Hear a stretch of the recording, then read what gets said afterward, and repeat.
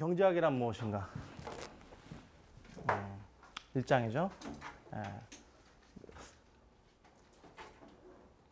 그래서 이 주요 그 관광 경제학에서 다루는 그 분야들이 있어요.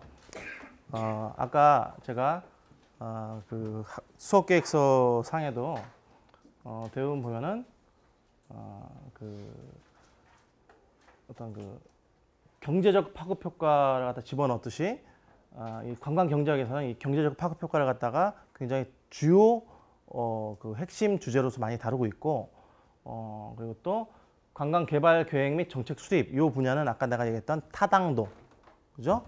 하고 또 뭐 있었죠? 자원 가치 평가 요게 여기로 들어가요. 그리고 이제 비즈니스 이코노믹스 같은 경우는 이제 아직은 한국 같은 경우에는 그러니까 대한민국 같은 경우에는 비즈니스 이코노믹스를 갖다가 그렇게 활발하게 다루고 있지는 않아요. 왜냐하면 관광 산업 자체가 공공산업이죠. 그죠? 그 의미는 뭐냐? 관광 단지를 하나 지을 때 뭐가 필요해요? 인프라가 필요하죠. 예. 대규모 단지를 지으려면 그 단지까지 가기 위한 어떠한 그 공항이라든지 아니면 뭐 버스 터미널이라든지 아니면 길 그리고 또 뭐 여러 그 어떤 그 편의 시설들을 갖다 깔아줘야 되는 거잖아요. 근데 리조트 단지를 하나 갖다가 이 뭐 한 뭐 지리산 국립공원 그 옆에 짓는다 이렇게 할 때 그 짓는 그 회사가 도로나 항만이나 이런 그러니까 도로나 항공 그 시설이나 이런 걸 갖다가 같이 하진 않잖아요. 그죠? 예. 그래서 보통 보면 관광 계획이나 정책 수립, 파급 효과 이것이 공공 부문에서 많이 다루고 있어요. 그래서 아까 제가 그런 얘기를 물어봤죠. 관광 법규를 배웠는지. 예. 그래서 관광 법규라는 책에는 뭐 어떻게 그 이야기가 나오고 있냐면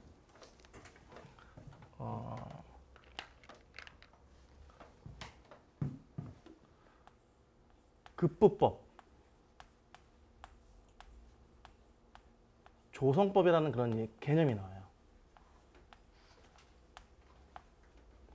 관광법규.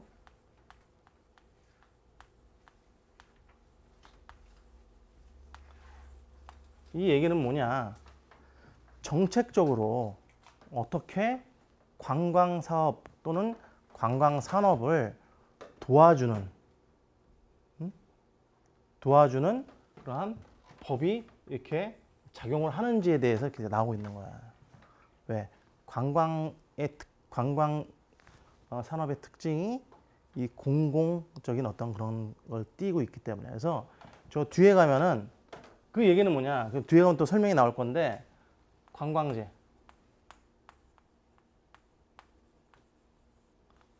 이거는 일반재예요, 공공재예요. 그 얘기는 뭐예요? 공공재죠? 예. 그래서 공공재의 특징에 대한 것도 나중에 또 배울 거예요. 예. 근데 공공재의 특징 중에 두 가지가 있는데 그게 뭐냐면 비배제성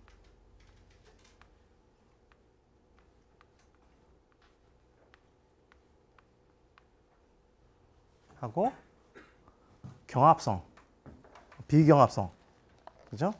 그런 특징들을 갖다가 다루고 있어요.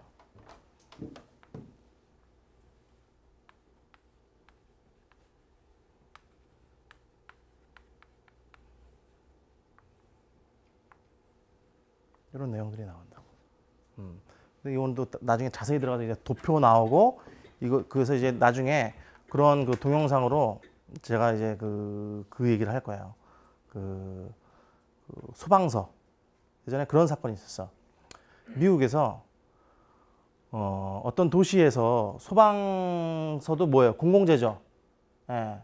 근데 소방서 그 서비스를 공공 서비스를 갖다가 배제할 수 있어요, 없어요?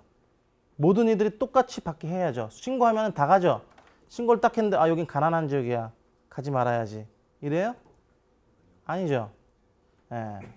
그래서 근데 딱 갔는데 이게 바로 옆 도시에서 이게 빌려 쓰고 있었어. 소방 서비스를. 근데 딱 가서 이 집을 갖다가 딱 봤더니 이 집이 돈을 안 냈네? 그래서 그 집만 빼고 다 꺼줬어. 그래서 그때 가서 막 돈 낸다 그러니까 안 된다고. 이미 안 냈으니까 못 꺼주겠다고 그러면서 사람만 구해주고 집은 불 다 탈 때까지 기다리고 있었어요. 안 꺼주고. 그 내용이 나중에 동영상으로 소개를 해줄게요. 예, 그 얘기가 이 공공재 얘기에 나와. 그래서 우리가 보면 이게 상상도 못할 그런 일들이 그 미국 같은 데서 이렇게 벌어지고 있다고. 그래서 그런 내용이 나오고. 그래서 아무튼 중요한 거는 관광재는 공공재라는 얘기죠. 예. 공공재라는 얘기예요. 그래서 공공재의 특징이 뒤에서 나올 거야. 그리고 또 이제 근데 관광 산업이 커지고 그러면 아마도 뭐 영국의 누구야 리차드 브랜슨이라고 아세요? 버진 아틀란틱 회장. 막 기구 타고 막 날아가면 이러잖아. 응? 요번에 뭐죠? 요새 TV에서 왜 자동차로 쇼하는 거 있잖아. 영국에서 들어온 거. 김진표 나오고. 텁기어. 터키어에도 그게 거기서 나왔나 그랬을 거야. 아마 이번에 리처드 브랜슨 그 일가가 도보 해협을 저거 타고 다 날아왔잖아. 뭐죠? 서핑. 서핑하는 거로 타고서 쫙 날아왔잖아. 서핑이라고 그러나? 왜 위에 연 띄워놓고 잡고선 쫙 서핑해 나가는 거 있잖아요. 예. 그 사람이 그래서 자꾸 여가 활동 쪽으로 해가지고 그런 이벤트를 자꾸 벌여가지고 자기네 그 회사를 홍보를 한다고. 그래서 결국 지금 어디까지 갔어, 그 사람은? 이쪽 관광산업의 최첨단인 우주 여행까지 하잖아. 스페이스 셔틀 만든 거 알죠? 우주 여행 셔틀. 그래서 자기 집안 사람들 다 태워가지고 올라가고. 그러니까 그런 정도의 어떤 그 산업 규모가 된 그런 그 기업들이 많이 있으면 이제 비즈니스 이코노믹스 쪽으로 해가지고 그쪽에서 연구가 많이 되겠지. 근데 아직 한국 같은 경우는 이 단계는 아니에요. 제가 보기에는 이것이 많이 활성화된 그런 건 아니에요. 예. 주로 다루는 내용들은 공공 분야에서 그 경제적 파급 효과라든지 어떤 관광 개발 계획이라든지 정책 수립 이런 쪽의 것이 많이 있어요. 뭐 이게 없는 건 아니에요.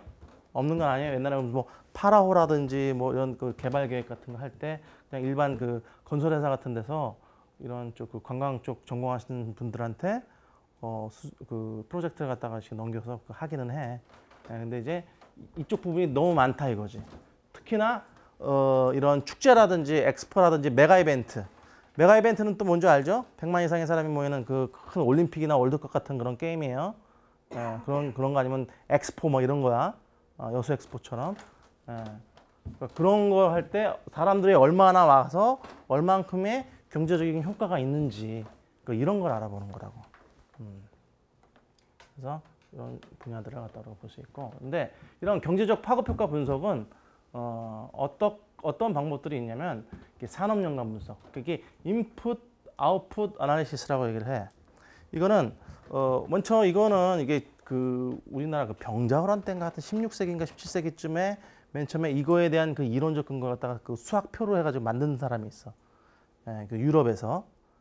근데 그 사람이 이론을 갖다가 이렇게 나중에 1900년대 중반인가 그럴 거야. 레온티에프라는 사람이 있어. 레온티에프. 미국의 학자인데 그 사람이 최초로 거시적인 측면에서 미국 전체의 산업이 어떤 파급 효과가 있는지, 어떤 산업이 어떤 효과가 있는지를 갖다가 알아본 거야. 그래서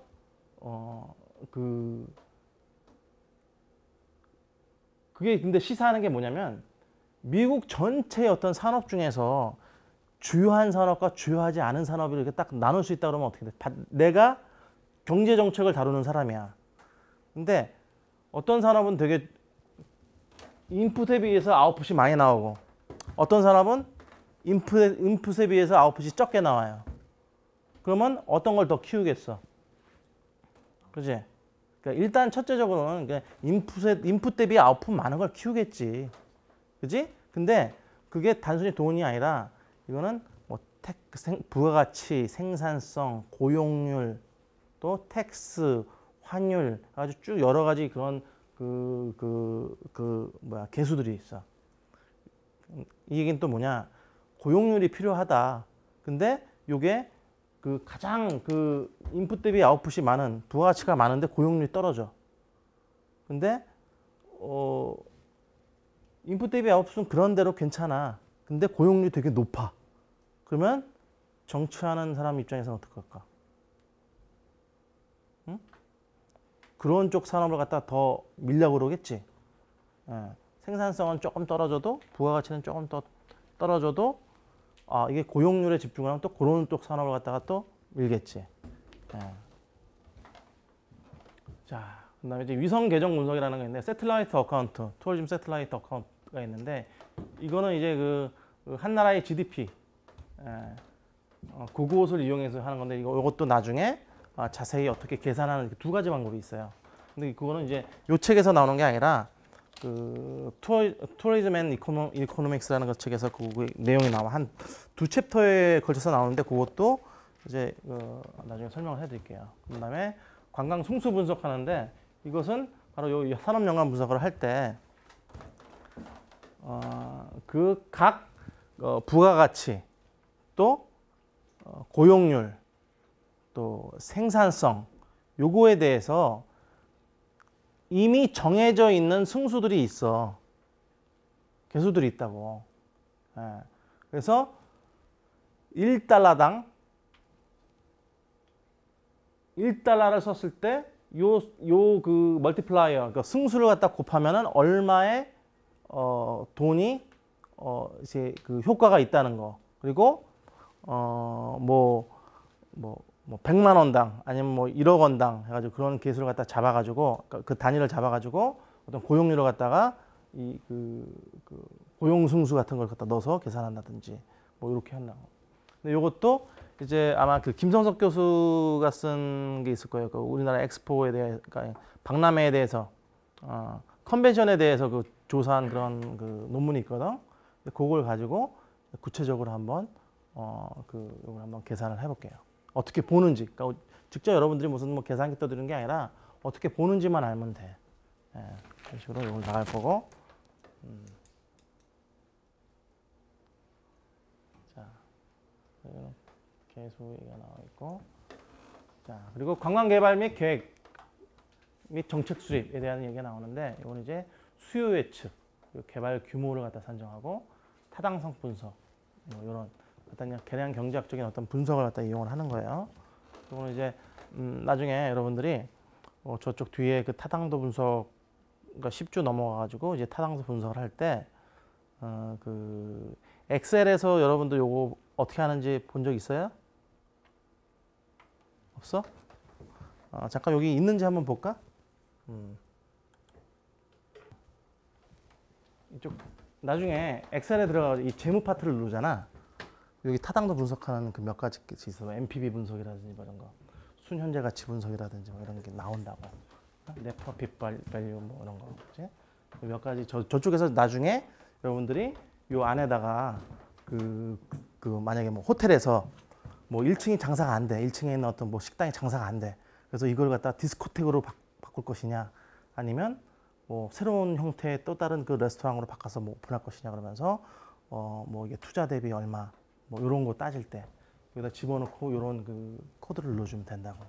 근데 나중에는 요 재무 파트 요거 좀 기억을 해놔요. 예. 그리고 다 컴퓨터에 다 들어있죠, 여러분들. 예. 그래서 나중에 여러 예제들이 있어.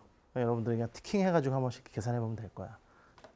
이러한 그 정책 수립을 할 때, 그러니까 나중에 그 엑셀 이런 그 수치적인 어떤 그 계량적인 어떤 그 툴을 가지고선 여러분들이 나중에 어떤 의사 결정을 하는지에 대해서 굉장히 도움이 많이 되는 그런 그 툴이죠. 비즈니스 이코노믹스. 자, 어떤 때 쓰느냐? 비즈니스 관련이라고 이렇게 역시 비즈니스 관련이겠죠. 그래서 뭐 호텔이라든지 이 호텔이나 호스피탈리티 산업 쪽에서 많이 쓸 거예요. 이게. 그래서 어떤 관리 운영이라든지 사업 확장이라든지 이렇게 할 때 신규 사업 진출 등에 있어서 이것을 필수적으로 요구되고 있죠. 그래서 예전에 보면은 이게 그 쉐라톤 워커힐에서 뭘 줬어요? 새로 지은 게 W 호텔 줬죠. 예, 그거 짓기 전에 이런 그 비즈니스 이코노믹스에 대해서 연구를 했던 데가 어디냐면 여기 흥국생명 빌딩 아세요? 이 망치질하는 사람 있는 거. 거기 10층인가 11층에 가면은 쉐라톤 워커힐 그뿐 아니라 전체 총괄하는 데가 있어. SK그룹에서.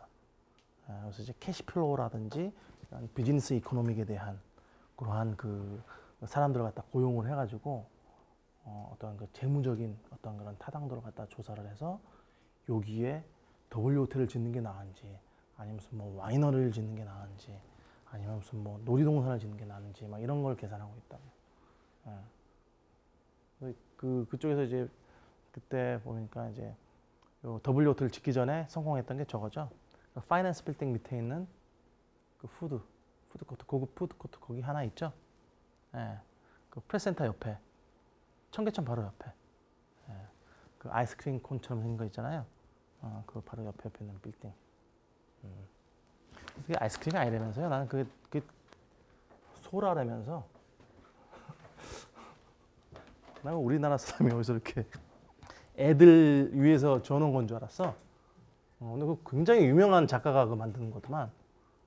세계적인 작가가 만든 거예요.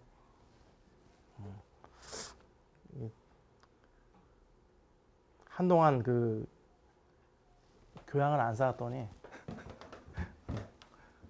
세계적인 작가의 그 작품들을 못 알아봐. 자, 국내 연구 동향 한번 볼까요? 그래서 관광경제학은 이제 관광, 호스피탈리티 산업 전반에 걸친 실질적인 문제 해결을 위해서 연구되고 있는데 국내의 경우 경제적 파급 효과 분석에 치우친 경향. 그래서 내가 말을 했죠. 예. 그래서 관련 산업이 공공부문을 중심으로 발전하는 이유고 그리고 중국도 그리고 또 이 동남아에 있는 여러 나라들도 비슷한 경향을 보이고 있어요. 예. 뭐냐면 이렇게 개발도상국을 갖다가 이제 아직 못 벗어난 나라들은 다 계속 이런 걸 하고 있다고. 그리고 이제 세계적으로는 이제 민간 부분의 개별 기업 경영과 지방 정부의 관광 정책 수립, 운영 등 이러한 어떤 그 실질적인 문제들에 대한 경제학 접근이 굉장히 활발하게 이루어지고 있는데 이것을 책에서는 무슨 얘기냐면 처방전적 연구라고 그래. 무슨 말일까? 응? 그 아카데믹 쪽 사람들은 그렇게 얘기를 한다고. 그러니까 그 리서치, 그러니까 이런 그 순수 학문 분야 쪽 순수 얘기를 좀 붙이기 좀 그런데, 그러니까 학문 분야 쪽으로 연구하는 사람들은 이 경제적인 어떤 그 이런 그 관광 경제학을 만약에 연구를 하게 되면 이게 어떠한 그 모델의 툴을 갖다가 발견을 한다든지 아니면 어떤 그래서 그것이 그 다른 산업 분야에서 사람들이 응용해서 막 여러 개 쓸 수 있게끔 그러니까 일종의 어떤 그 플랫폼을 제공해 주는 거지. 근데 그게 아니라 이거는 이제 그 여기 그 책자에서 나오지만 처방전적 연구가 굉장히 그 주류를 이뤄오고 있었다 그렇게 얘기를 한다고. 그러니까 당장 그 급한 어떤 불을 끄기 위한 급한 불을 그건 좀 너무 비약해서 얘기하는 건가? 당장 이 어떤 그 필요에 의한 그런 연구 있잖아. 그런 것들이 좀 많다는 그런 얘기를 해. 근데 아무튼간에 근데 이제 세계적으로 이제 어떤 이렇게 민간 부분 아니면 그런 지역 단위의 어떤 경제를 갖다 활성화시키기 위해서 어떤 새로운 모델이 또 필요할 거 아니야, 그렇지? 근데 민간 부분 왜냐하면 민간 부분은 또 이게 공공재라고 그랬잖아요 옛날에 관광재가. 그러면 공공재와 어떤 민간 부분, 프라이빗 파트에서 그 공공재를 갖다가 다룬다라는 게 굉장히 어떻게 보면은 굉장히 인터레스팅한 하나의 연구의 주제지. 공공부문에서 그냥 공공재 다루는 게 아니라 민간 부분에서 공공재를 갖다가 잘 다루기 위해서는 어떠한 그러한 그 모델이 있어야 되느냐 이런 게 더 아카데믹한 그러한 그 공헌도가 있는 거라고. 자, 이 장에서는 자원에 대한 어떤 관리 배분, 특히 그 관광 자원에 대해서 얘기를 하는 거야. 이 배분에 관한 그런 의사 결정이 어떻게 이루어지는가가 이제 경제학이라고 이렇게 정의를 내리고 있는데,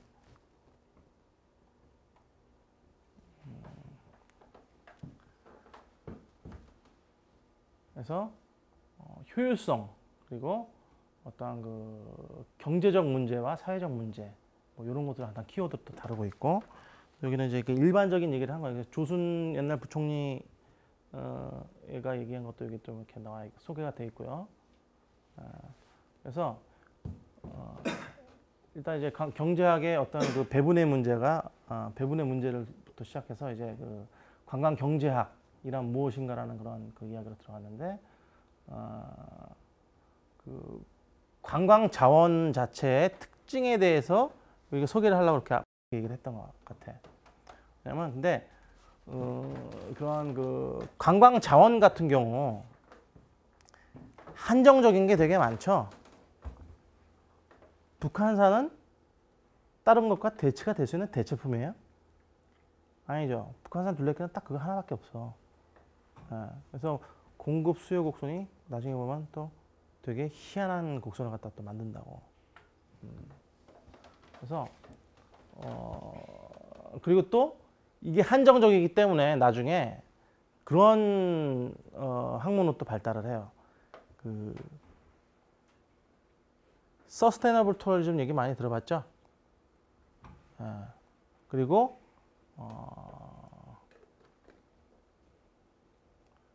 캐패시티 컨트롤 하는 거. 그러니까 한 관광지에 사람이 많이 몰려드니까 그거 갖다 이게 그 조절하는 거 말이에요. 공간에 대한 어떤 여유 같은 걸 갖다 조절하는 그런 기법이라든지, 그래서 자원 기획론 같은 데서 그런 걸 많이 다뤄. 근데 그 이유가 뭐냐면 그 어떤 관광 자원 자체가 굉장히 희소성이 있고 유일성이 있기 때문이야. 그래서 여러분들 보면은 뭐 이렇게 뭐 북한산도 계곡 같은 데 이렇게 줄을 쳐놨잖아요. 못 들어가게. 그리고 옛날에 수락산 같은 경우가 뭐 지리산도 옛날에 안식년제 두고 그러지 않았어요? 저쪽 수락산은 어딘지 알죠? 저쪽 그 뭐야 그 상계동 쪽 가면 수락산 있죠? 거기도 몇 년간 못 들어가게 했잖아. 왜? 자원이 파괴될까 봐. 그거 갖다 다 회복시킬 동안 또 기다렸다가 또 오픈하고. 그죠?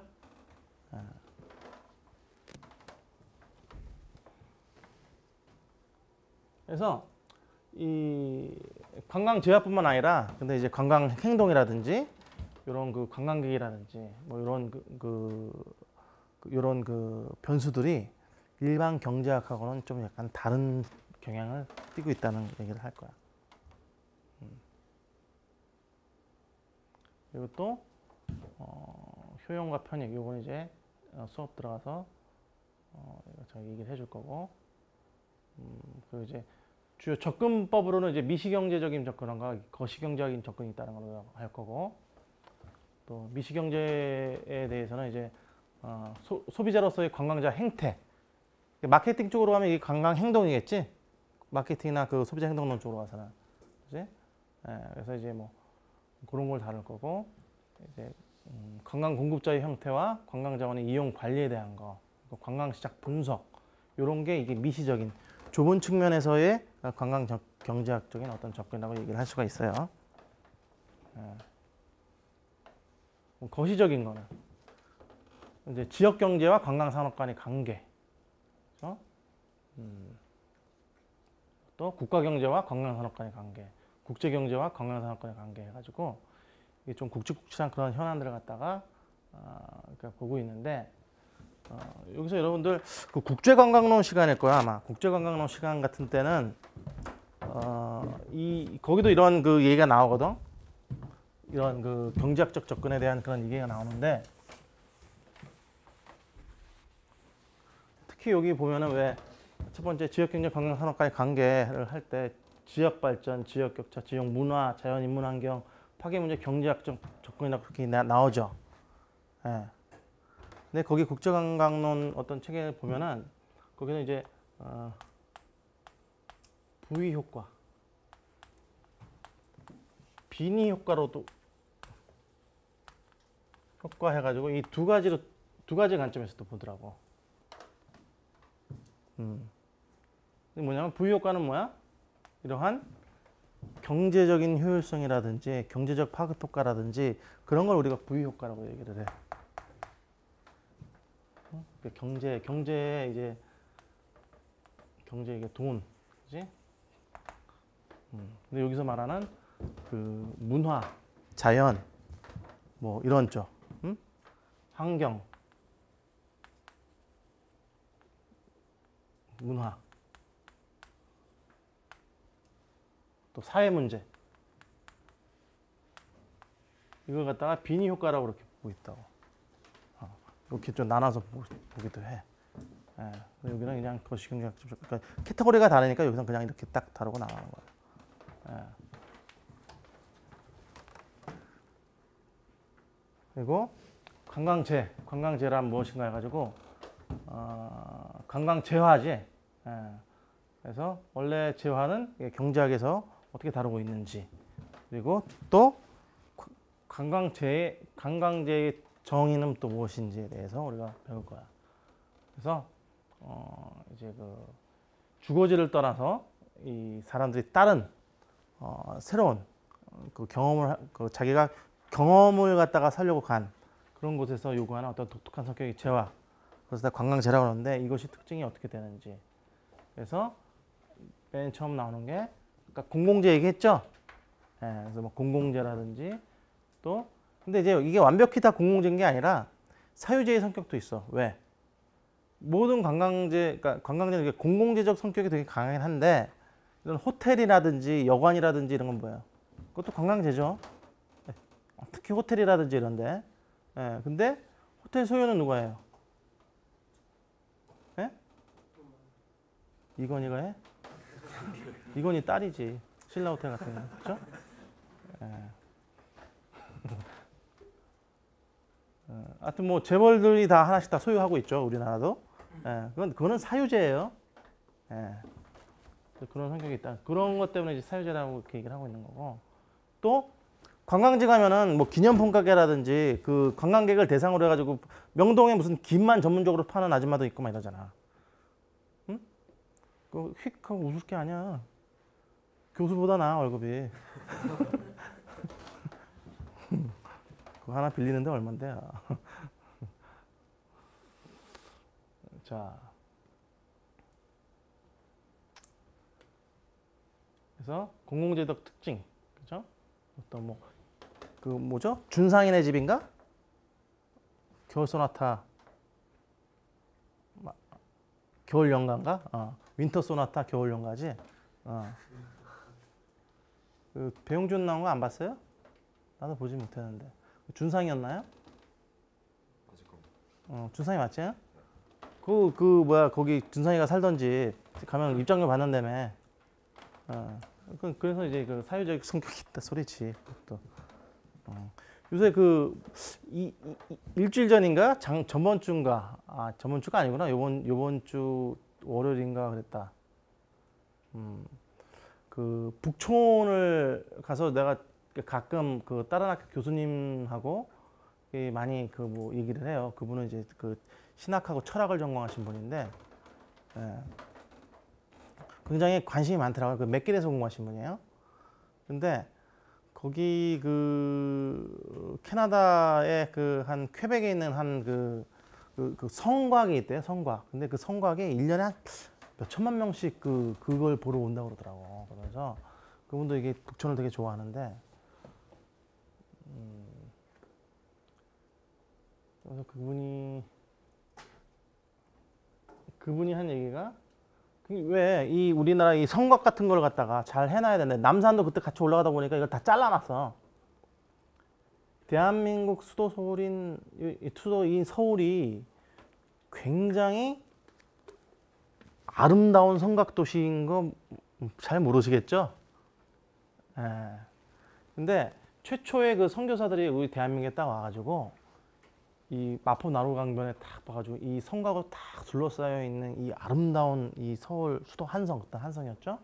보면서 감탄을 했다고 그래, 감탄을. 그리고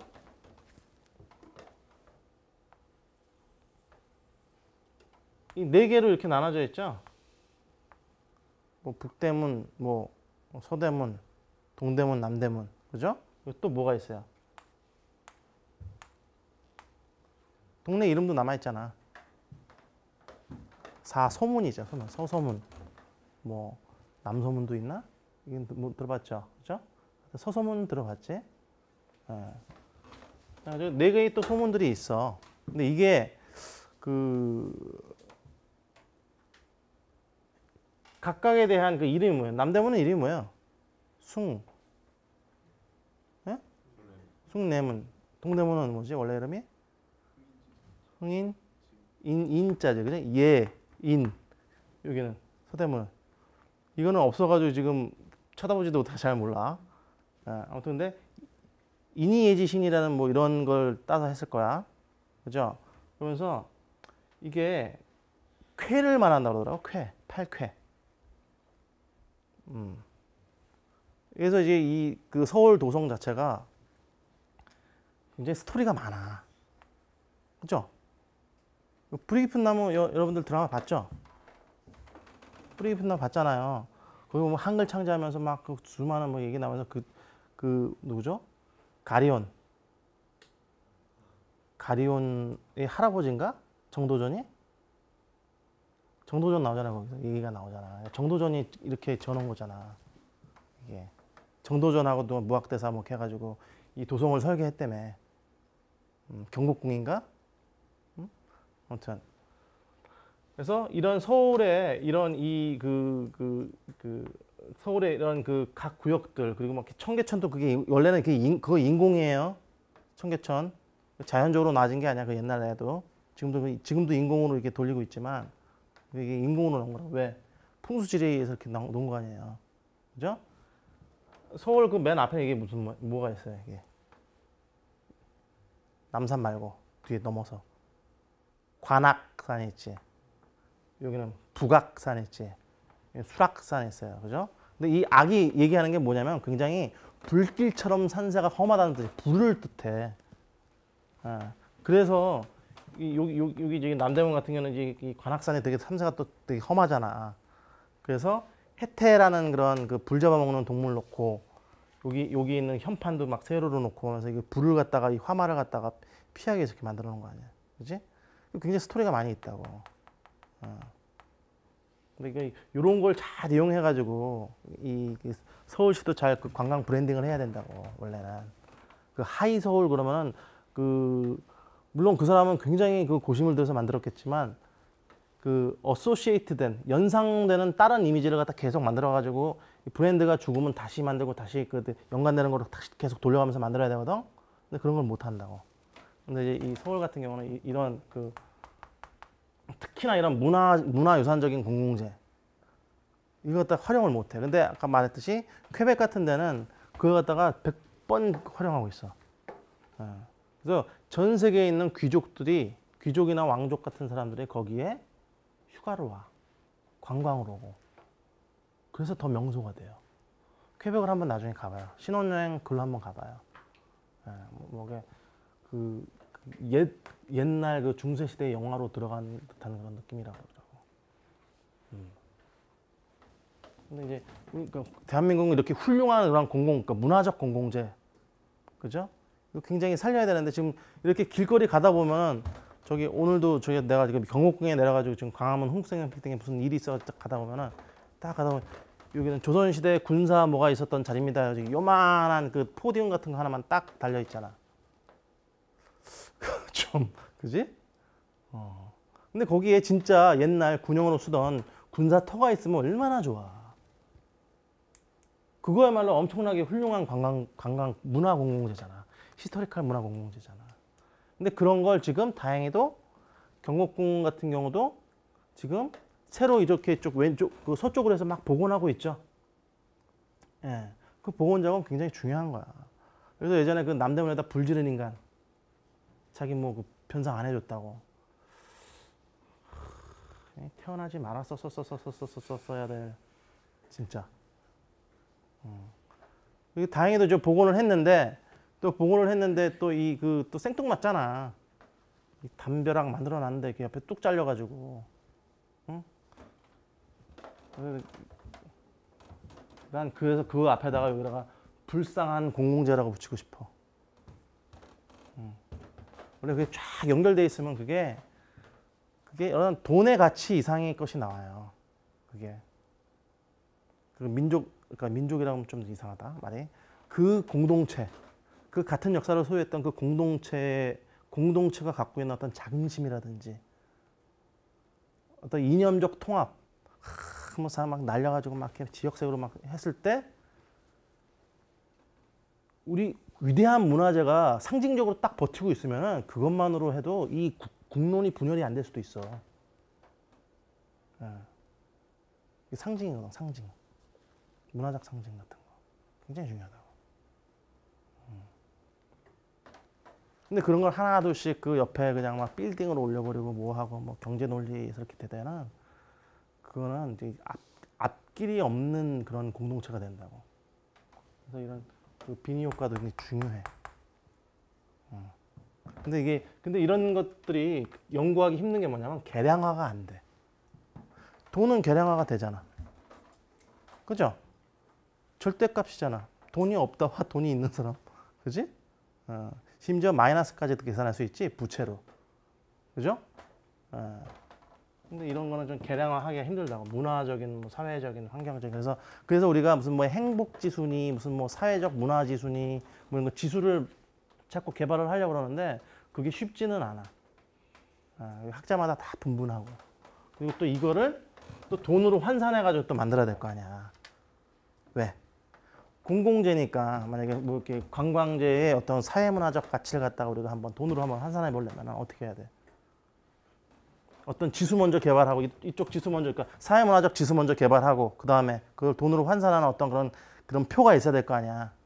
근데 그게 왜 필요할까? 또 공공재이기 때문에 공공재라는 건 또 뭐야? 국가에서 공공단체에서 법과 재정을 갖다가 예산을 잡아가지고 그것을 갖다가 계속 키핑해 나가거나 아니면 발전시키거나 아니면 또 만들어가거나 해야 될 거 아니야. 근데 그런 수치화된 게 없으면은 돈을 갖다 어떻게 나눠주냐고. 그치? 못 나눠주지. 여러분들은 뭐 부모님이야 뭐 공책한 건 뭐 어느 날 막 1,000원 했다 어느 날 10만 원 했다 그래서 막 주잖아 속으면서. 근데 국회는 그렇게 못하지. 그리고 지방정부니 이런 그 지역 의회에서도 그걸 못하지. 왜? 의심받잖아. 그리고 반드시 누가 뽑아먹잖아 그런 거 있으면. 응? 눈먼 돈이라고. 그래서 그런 계량화 같은 게 되게 중요하다. 근데 그래서 이런 그 부의 효과가 그런 그 계량화돼 가지고 딱 그 수치가 나오기 때문에 이쪽 측면으로 그 공공재에 대한 어떤 그 지원이라든지 예산이 잡히는 거야. 그나마 환경 같은 거는 환경 경영 평가 해가지고 무슨 지수가 있잖아. 무슨 뭐 예전에도 무슨 뭐 도룡뇽이 뭐 몇 입방미터 내 몇 마리가 산다네 뭐 뭐지 그 기준이 되는 그런 생물체가 있다고. 몇 급수 따지는 것도 뭐 어떤 동물 어떤 물고기나 뭐가 요게 몇 마리 이상 살면 뭐 몇 급수 뭐 몇 마리면 몇 급수 뭐 이런 게 있잖아. 근데 그런 것처럼 그러면은 그거 몇 마리가 있으면 그러니까 그 급수가 정해지겠지. 그럼 그 급수가 떨어지면 1급수로 다시 유지하기 위해서 돈이 나가겠지. 그지? 그러니까 그런 게 이런 비니 효과라고. 이게 지금 잘 이렇게 그 경제적인 것 같은 거 잘 계량화돼 가지고 우리가 이제 그런 어떤 공공재를 갖다가 회복시켜야 되는 게 많지. 특히 문화 공공재에 대한 어떤 그 문화지수, 문화재가 얼만큼 많으면, 그러니까 나는 한번 그런 걸 한번 생각해봤다고.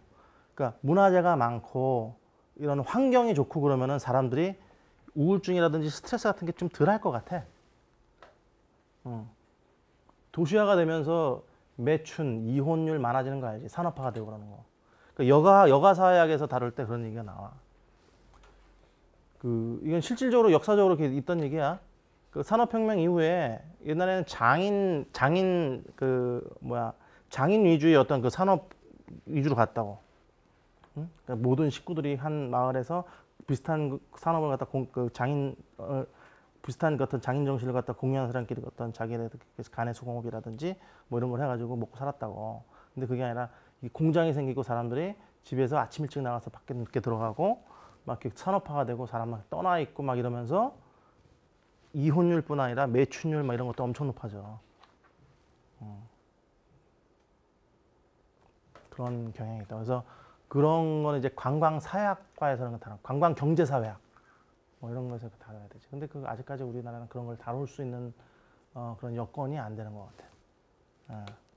근데 영국만 해도 지금 관광사회학은 해. 근데 관광사회경제학이라든지 그래서 그런 뭐 경제사회학이라든지 이런 건 다루는 사람이 관광을 어플리케이션으로 잡아가지고 하거나 뭐 이렇게 하는 수가 있을 거야. 자, 그리고 그것도 또 문제잖니. 그 홍콩 같은 경우 지금 중국 관광객이 지금 엄청나게 많이 가. 그래서 아이들 분유도 없어. 생필품을 다 싹쓸이 해가거든. 그럼 어떻게 해야 돼? 그럼 그건 무슨 문제야 또? 도메스틱 그 이코노미 문제로 또 돌아가잖아. 그런 일이 생겼다니까. 작년인가 하여튼 뭐 올 초인가 해가지고 그 홍콩에 너무 많이 그 중국 사람들이 가가지고 그 분유를 그 멜라닌 사태 이후에 그랬을 거야. 그런 의식들이 커지면서 뭐 여기부터 여기까지 막 다 긁어가잖아. 한 매대를 다 긁어가잖아. 다 싹쓸이 긁어가잖아. 그러면은 당연히 물가가 올라가겠지. 그러면은 그 현지에 있는 사람들이 뭐야? 손해를 보는 거잖아. 어떻게 보면 편익이 없어지는 거지. 경제적인 어떤 용어로. 우리나라도 김값이 많이 올라갔나? 명동 가면은 김 많이 팔더라고. 그지? 그런 내용들이 있고. 하여튼 뭐 공공재와 사회재의 성격이 호환되어 있는데 공공재의 그런 것이 더 많다는 걸 알아두고 있어요. 예. 그리고 또 경제재는 공공재와 요거는 이제 나중에 그 정식으로 그 과목을 들어가서 이제 할 거고. 그래서 그 공공재의 특징 해가지고 비배제성, 비경합성 가지고 얘기를 했어요. 아까 얘기했어요. 그래서 여러분들 그 책에 이게 다 있어. 그거 안 적어도 돼. 책에 있어. 그리고 이거 다 줄 거야. 그리고 비배제성, 비경합성이 있는데 요거를 책에 그러니까 좀 이렇게 읽어와. 나중에 보면은 이렇게 해가지고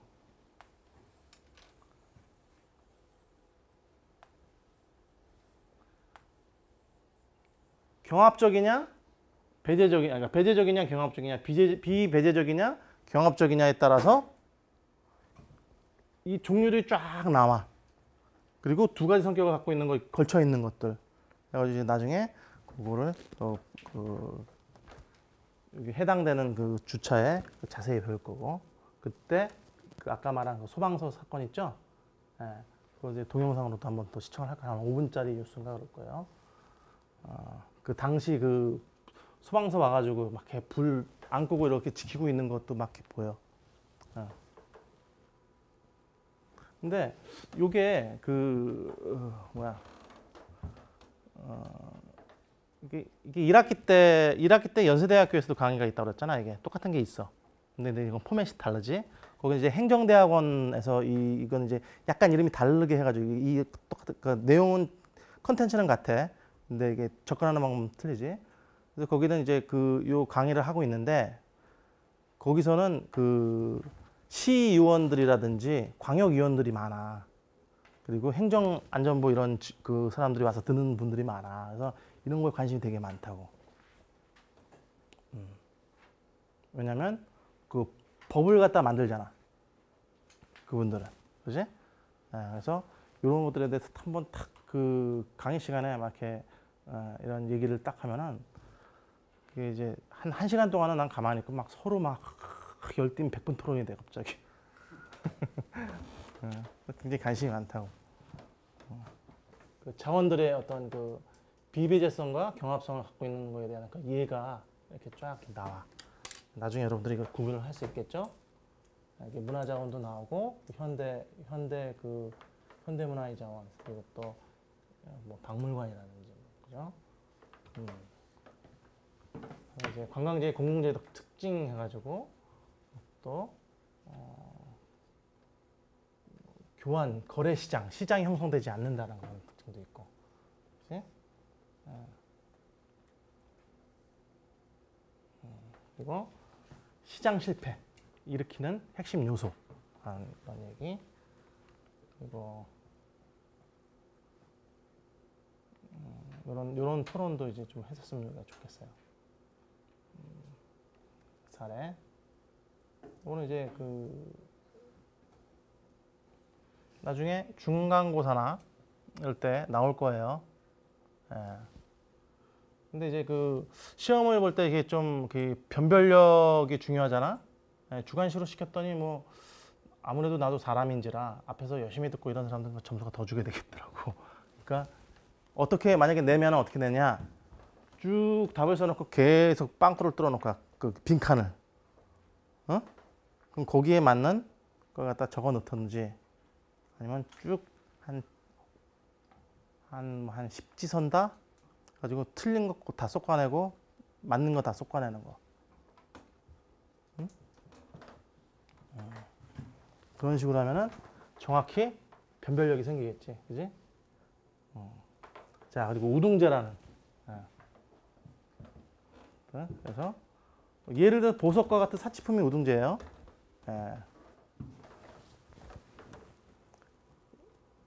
공공재, 이제 우등재 얘기 나왔고, 그리고 복합재. 패키지 투어 생각하면 돼. 그래서 그런 특징들에 대해서 얘기를 할 거고, 이제 탄력성, 수요 탄력성에 대한 거, 수요에 대한 공급 탄력성, 그리고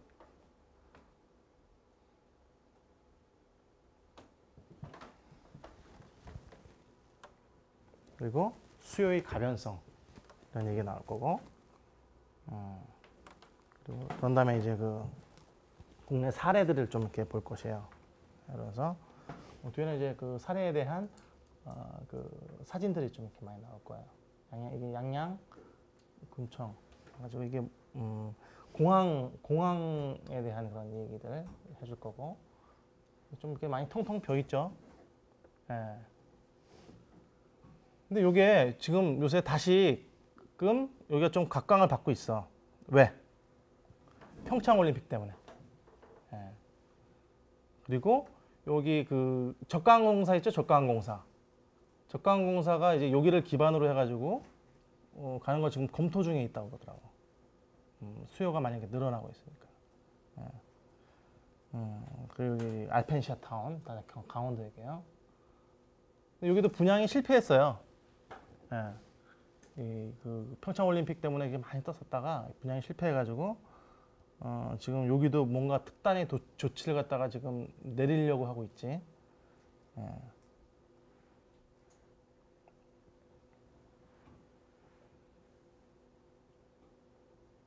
전국 국립공원 같은 경우, 요거에 대한 얘기도 할 것이고, 그리고 왜 이렇게 황폐해진 케이스들, 이 여수엑스포죠. 그리고 해외 사례 같은 경우는 이제 런던 밀레니엄 돔 같은 경우, 수요 예측의 실패에 대해서 좀 얘기를 해줄 거고, 맨 처음에는 이게 밀레니엄 돔이 이쪽 서부 이스트 쪽에 있는데, 이거 뭐 그렇게 잘 사는 동네는 아니야.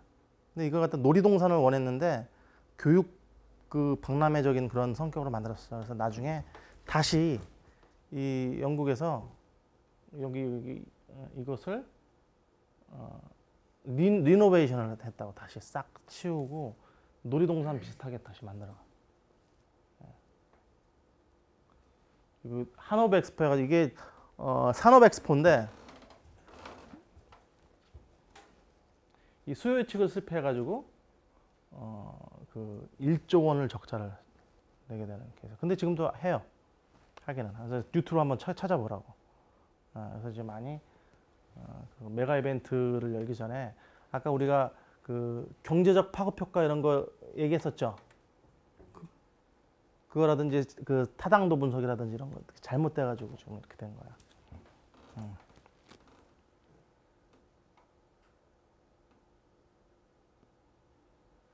수요 예측이 실패하면은 뭐 어마어마한 돈이 나가게 된다고. 공공재이기 때문에. 예, 공공돈을 갖다가.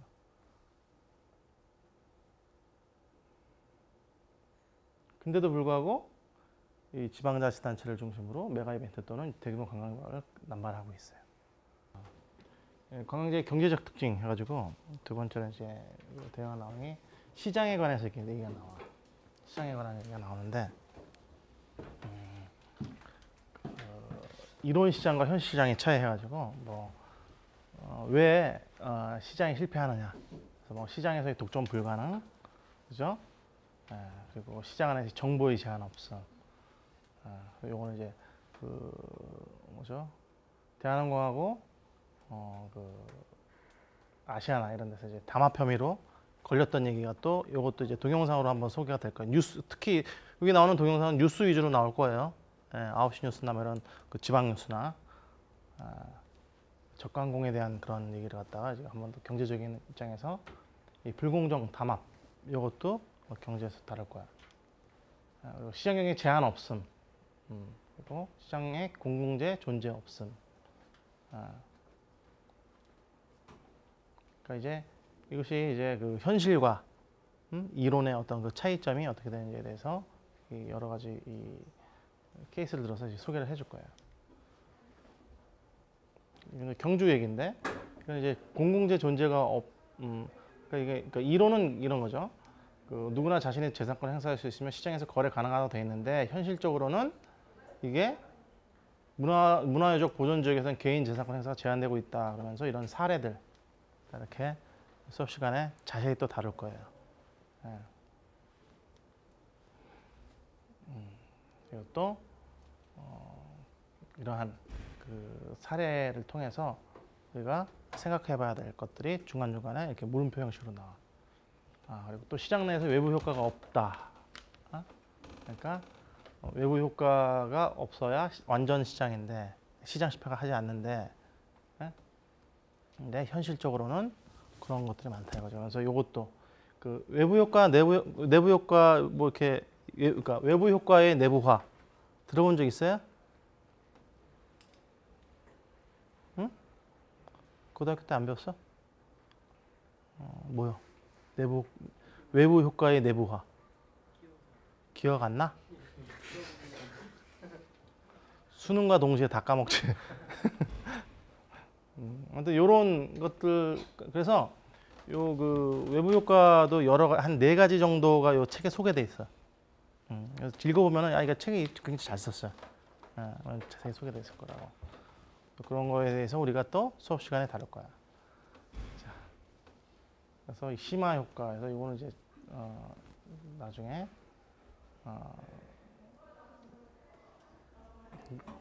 우리가 주차 해당되는 주차에서 이걸 갖다 더 자세히 다룰게요. 오늘은 이게 잠깐 키워드를 소개하는 거니까. 그래서 뭐 이런 것들 다 외부 효과 엑스터널리티라고 그러죠. 연관된.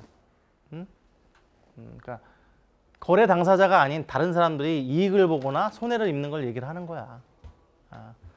그래서 뭐 그런 케이스도 있을까. 양봉업자와 과수원. 과수원에 있는 사람은 뭐야? 뭘 가지고 자기가 경제 활동을 하고 있는 거야? 뭐와 상호작용을 하는 거야? 그러니까 과일을 갖다 잘 키우는데 때마침 벌들이 날아와 가지고 수분을 잘 해주는 거야. 그죠? 그래서 더 장롱이 좋아졌어. 그리고 벌들도 마찬가지로 이 옆에 뭐 이렇게 과수원에 있으니까 벌들이 어디 막 날아다니다가 길 안 잊고 많이 안 죽고 꿀도 잘 됐어요. 그러니까 서로 이게 외부 효과에 의해서 이익을 본 거지. 그런 케이스가 이제 나올 거야.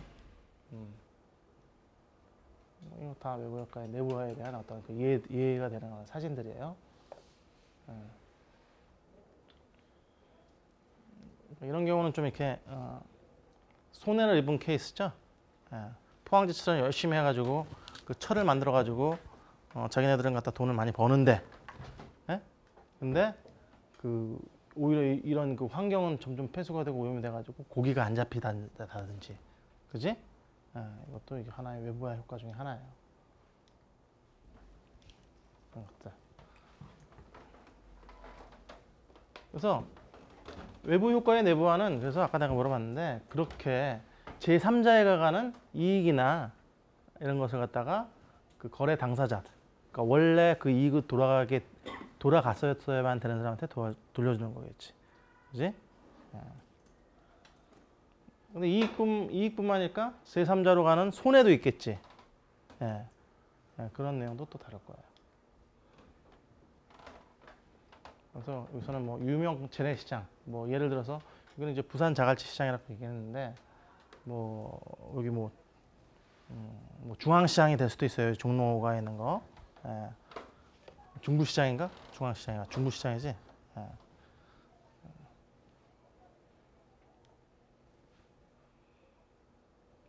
그리고 또 이게 있죠. 공공재랑 또 비교해보는 그런 시간도 우리가 가질 거고. 그래서 공공재와 외부 효과의 어떤 그 경제적 목적, 원인자 이익 사례가 어떻게 틀린지 비교해보는 그런 시간도 가질 거예요.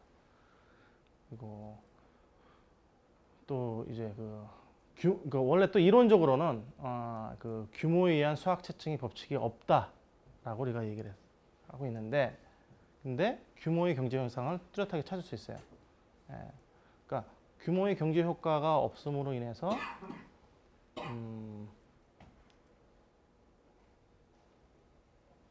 그 시장이 실패하지 않는다. 그죠? 근데 있음으로 해서 시장이 실패한다는 얘기지. 이런 1번, 2번, 3번, 4번, 5번,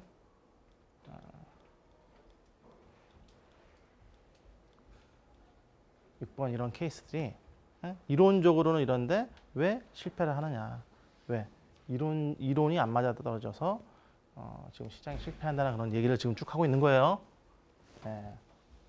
그래서 그 규모에 의한 수학 측정 법칙이 없다고 그랬는데 관광기업도 규모에 의한 경제를 갖다가 이루고 있다. 뭐 이런 식의 얘기가 나와. 그래서 뭐 항공부문 같은 대한항공 같은 경우, 한진, 그러니까 대한항공 한진그룹 있죠? 이게 다 한진그룹이 하는 거야. 그래서 엄청난 이익을 거두고 있어요. 원래는 규모에 의한 수학 채증의 법칙이 없다고 얘기를 했는데, 그렇죠? 이지젯도 마찬가지죠. 타봤어요? 난 한 2번 타보고 절대 안 타. 특히 이지카 렌탈을 한번 해봤거든. 주차장에 봉고차 하나 세워놓고 봉고차 열어놓고 거기가 사무실이야. 그리고 딱 갔더니 유틸리티 빌하고 그 뭐지? 무슨 증에다가 갈 때마다 갖고 오래. 다 얘기 안 해주고. 그래서 2시간 동안 집에 갔다 오면 또 얘기하고 또 얘기하고. 이게 먹고 떨어져라 그랬어 내가. 돈 가져가서 좋으니까 스트레스 받게 하지 말라고. 전화도 안 받아. 옆에 있는 공중전화 같은 거 딱 해가지고 돈을 한 5파운드, 6파운드 막 1, 2만 원씩 넣어야 막 통화가 되고 한두 시간 받지도 않고. 이지젯을 이용해보고 난 다음에 야, 사람은 돈 벌고 살아야겠다는 생각을 절실하게 느꼈어요. 내가. 그래서 내가 따져보니까 브리티시 에어가 여기보다 얼마 차이도 안 나. 한 2, 3만 원 아끼려고 내가 그 짓을 왜 했는지 내가 모르겠더라고. 진짜. 근데 지금 유학생활 막 하고 막 이러면 막 쪼들리잖아. 그지? 거기다가 이제 환율이 장난이 아니에요. 이때 2,400원 할 때 갔어 내가. 1파운드 2,400원, 2,600원만 이렇게 올라갈 때. 지금 한 1,750원, 한 1,800원 정도 될 거야. 그나마 나요. 원래는 한 1,200원이었어요. 그러니까. 그래가지고 이쪽 안 돼가지고 이거 그 렌트카를 갖다 그 옆에 가서 내셔널 렌트카 했더니 그냥 그 뭐지? 그 운전면허증 하나만 딱 주니까 다 되더라고. 아무것도 안 오네. 그 언리미티드 마일이고. 여긴 뭐 몇 마일 더 쓰면 또 뭐 몇 마일 가는 데마다 돈 내라. 뭐 할 때마다 내라. 이지젯도 그렇잖아. 가방 하나 늘어날 때마다 안에서 물 한 잔 마시는데 돈 낼걸? 빨리 들어가려면 한 10분 한 돈만 원 더 내야 되고 막 이런 게 있을 거야. 정확히 지금 돈은 얼마인지 모르겠지만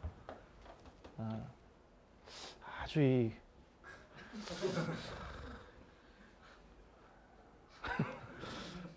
지금도 몸서리 쳐진다.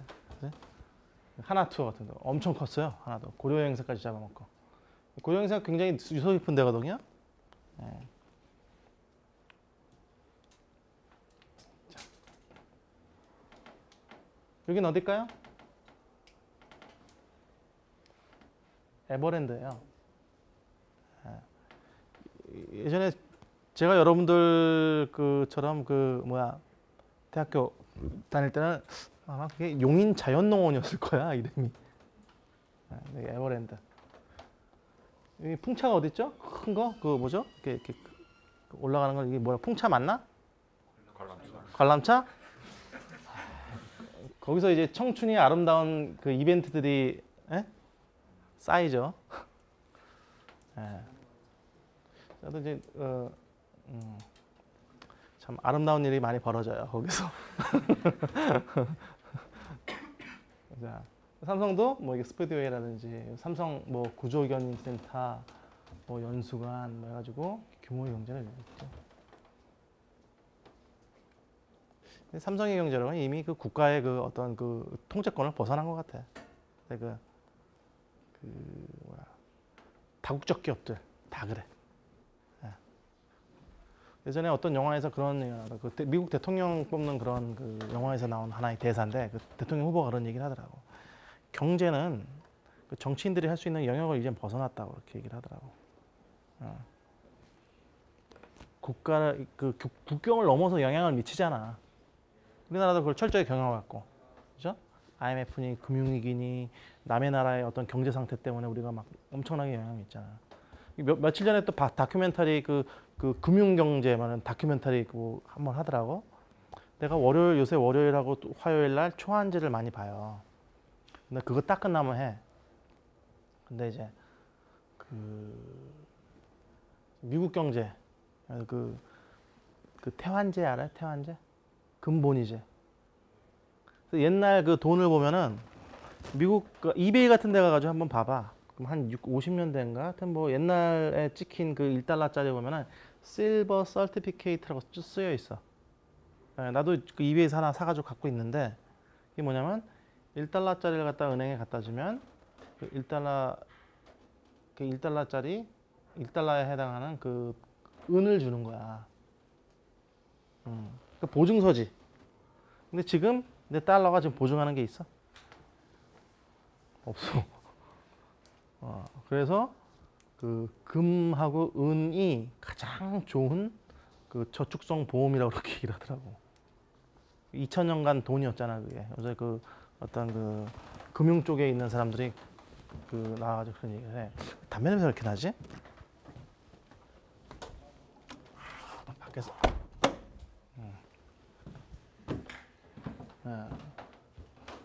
그렇다고 얘기를 하더라고.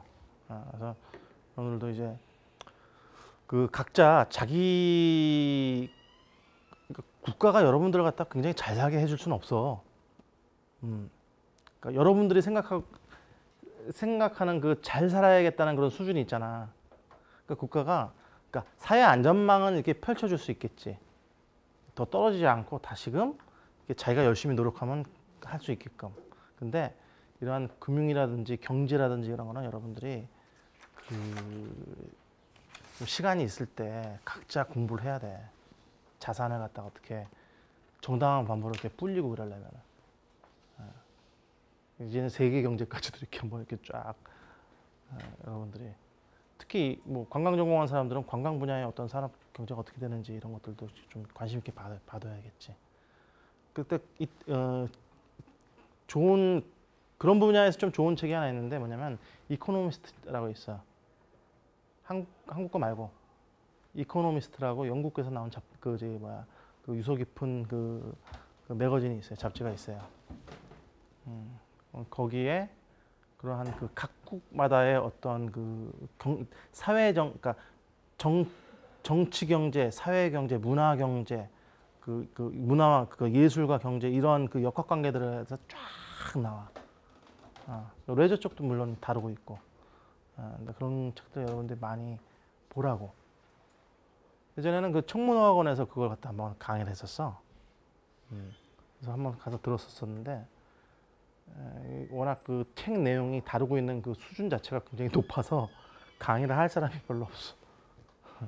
근데 여러분들 그게 요새는 잘 돼 있어. 그러니까 그 MP3로 이 원문 이게 읽는 것도 나오고 그 가장 무엇보다도 중요한 게 뭐냐면 여러분들 만약에 유학을 가가지고 아니면 그 영문으로 뭘 작성한다 할 때 그 포맷이 굉장히 좋아요. 그러니까 그 어떤 그 사회과학적인 어떤 글쓰기 하기에는 굉장히 좋아. 특히 거기다가 경제적인 어떤 내용들과 경제만 다루는 것이 아니라 그 경제적인 것이 사회적인 것과 어떻게 연결되어 있고 그리고 사람의 그 사람들의 어떤 그 삶, 그러니까 이제 여가 시간에서 하는 활동, 뭐 이런 거 예술, 또 문화, 또 뭐 환경, 뭐 IT와 그 경제가 또 IT에 어떻게 영향을 주는지 뭐 이런 것도 쫙 나와 있다. 그러니까 그런 거 한번 여러분들이 도서관에 있잖아. 열심히 보라고. 응? 아무튼 그래서 이 그 시장 실패를 하는 이유가 뭐냐면 이 여러 가지 이런 그 이론과 다른 그 현실적인 어떤 내용에 의해서 이렇게 된다 이렇게 얘기가 쭉 나오고 있는 거야.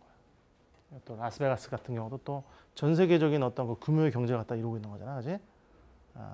얘네는 라스베가스 같은 케이스는 어떻게 되냐면 이 라스베가스를 벗어나서 지금 그 라스베가스의 그 주 특징인 카지노 산업이 어디까지 펼쳐져 있냐면 지금 마카오로 가 있다고.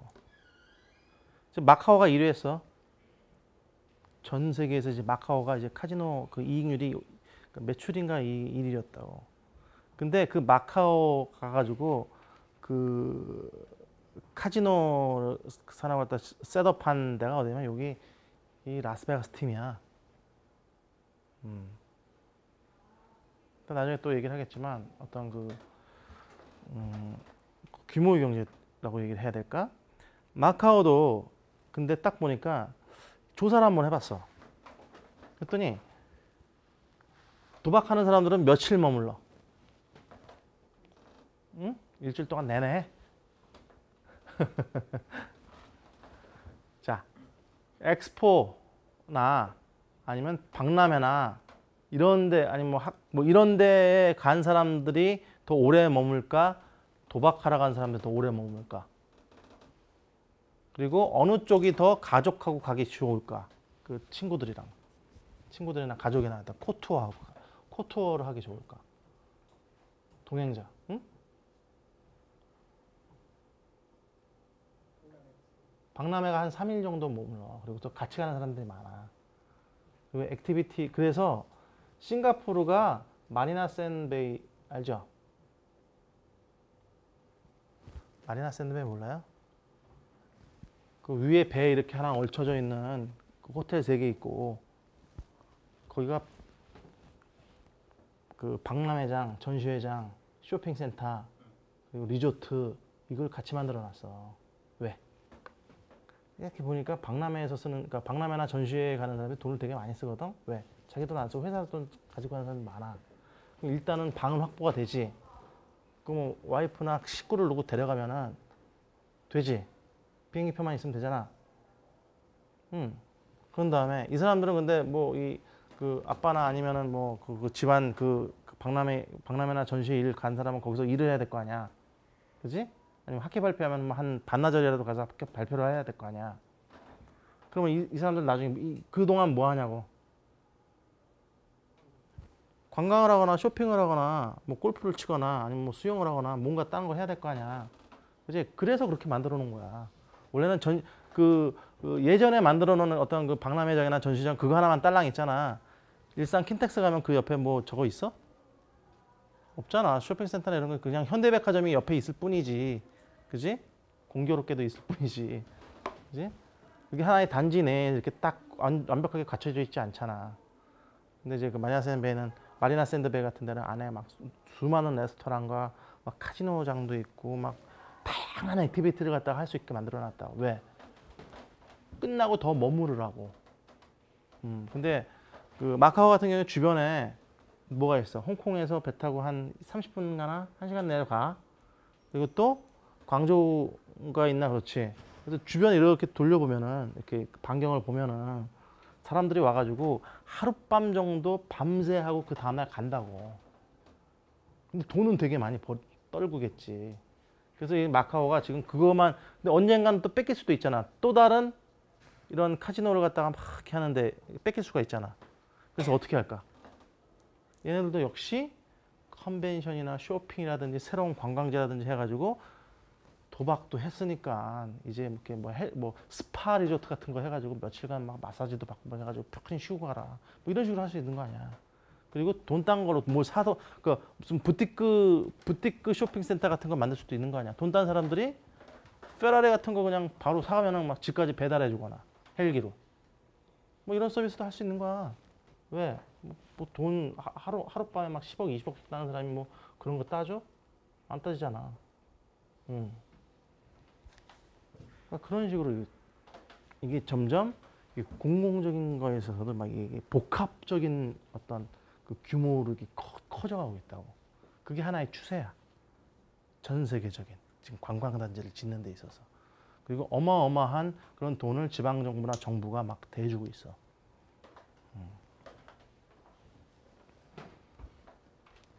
자, 아무튼 여러 가지 또 있고 이제 관광지역으로서 관광자원 고초의 4장에서 쭉 배울 건데 관광 자원에 대한 어떤 그 개념을 갖다 배울 거고 또 관광 자원의 가치가 지역과 시대에 따라서 변한다는 그런 내용. 그리고 어떻게 분류할 것인지, 그 가치에 따른 분류, 아니면 뭐 관광 행동에 따른 분류, 뭐 특성에 따른 분류, 뭐 이런 분류에 대해서 쭉 나올 거예요. 그래서 행동 특성에 따른 분류는 뭐 주유형, 체제형, 그렇죠? 한 군데 단지처럼 이렇게 만들어 가지고 아까 말한 그 싱가포르 같은 거는 뭐야? 체제형이죠, 그렇죠? 우리나라도 그 경주 보문단지가 원래 체제형으로 만들었는데 실패했어. 자, 그럼 도심 리조트 같은 경우는 어떤 식으로 체제형으로 만들어야 될까? 주유형으로 만들어야 될까? 돌아다니면서 보는 걸 만들어야 될까? 돌아다니면서 만들어야 될 거 아니야, 그렇지? 그래서 북쪽 쿼터, 그래서 그 뉴올리언즈 같은 데는 쿼터, 그러니까 프렌치 쿼터 같은 거를 이렇게 만들고, 뭐 버번 스트리트, 뭐 그리고 또 이제 뭐 어떤 그 마디그라다 파티 같은 거만 이렇게 할 때 그러면은 이 동선을 갖다가 엄청 크게 만들어놔. 막 여기저기 볼 게 많게끔. 굉장히 그 유명한 축제지, 마디그라다 축제 같은 경우.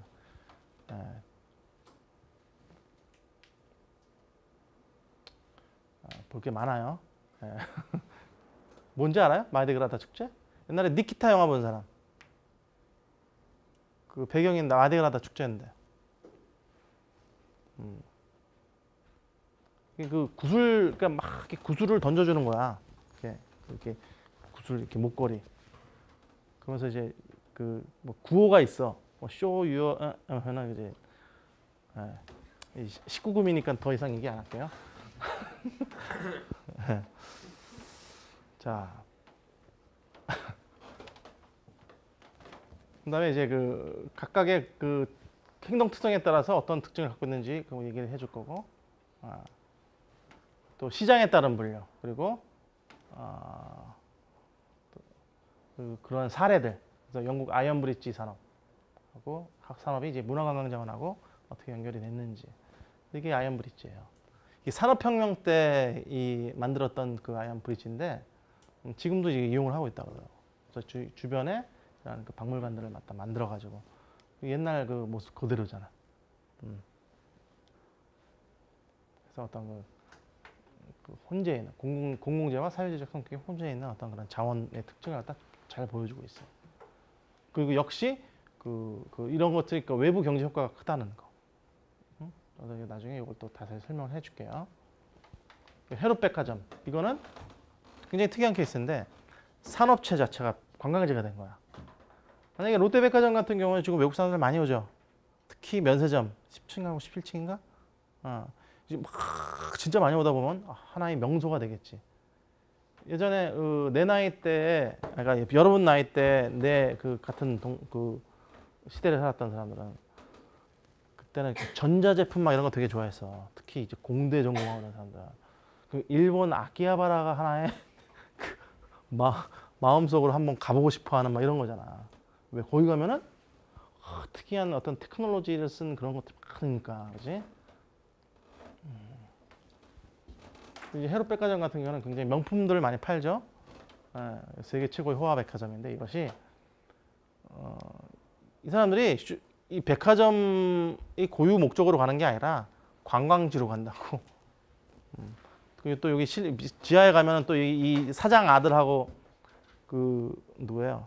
다이아나비 황태자 하고 그 추모 뭐 이렇게 하는 그 비가 하나 있어.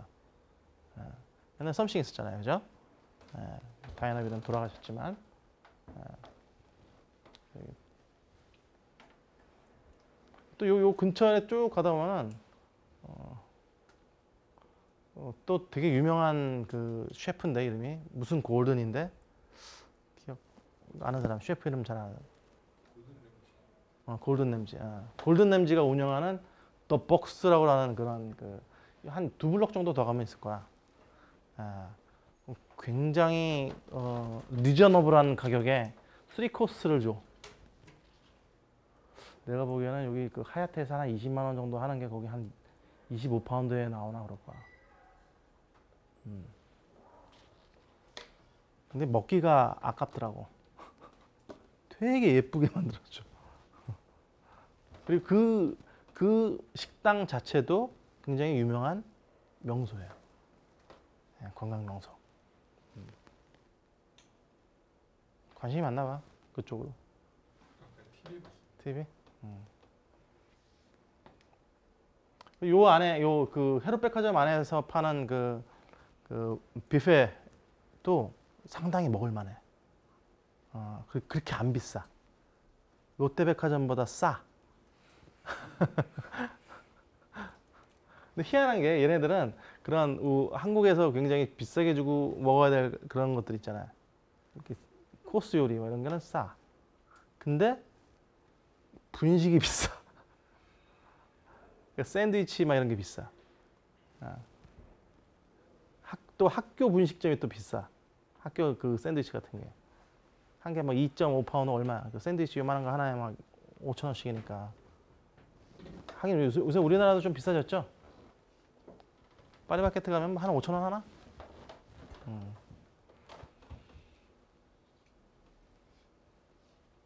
근데 이게 건강식은 아닌 것 같아.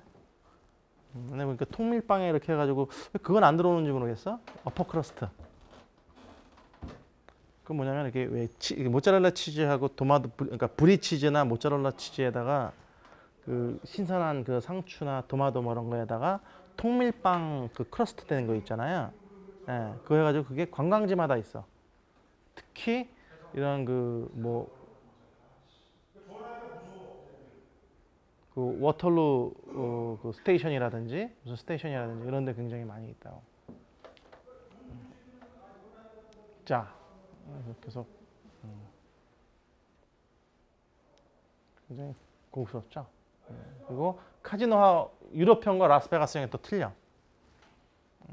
유럽형 카지노는 보통 도심에 있기 때문에 도심에 있고 여기는 전체 도시 자체 하나가 다 복합적으로 들어있는 거죠. 유럽형 거대 도시 안에 소규모 독립 카지노가 있고 그래서 카지노도 들렸다가 뭐 옆에서 갔다가 뭐 우리나라도 부산 세븐업 카지노가 이런 그 주유형 카지노예요.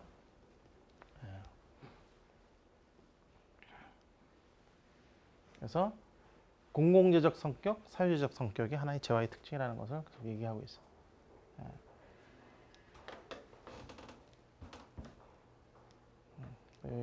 공공재적인 관광 자원의 특징들을 쫙 보여주고 있죠. 그리고 또 해운대 해수욕장의 입장료 도입에 대한 그런 찬반 의견 이게 한번 신문에 났었어요.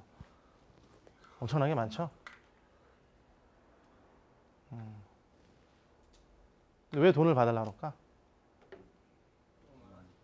너무 많아가지고 좀 통제 좀 하려고 하는데 누가 제일 많이 반대했을까? 여기 오는 사람들? 여기 주민들. 왜 아니 우리 동네인데 왜 내가 돈 내고 들어가냐 이거지. 이 사람들 한 번 오니까 돈 낼 수 있어. 네. 목욕탕이네, 그지? 목욕탕이네. 소금 뿌린 목욕탕 아니야. 그래서 이게 세계일보에 한번 나왔었죠. 공공재 사유재로 인해서 이게 실질적으로 우리가 하나의 문제화돼 가지고 이게 다뤄야 될 어떤 내용들이에요. 자, 한번 다시 리뷰를 합시다.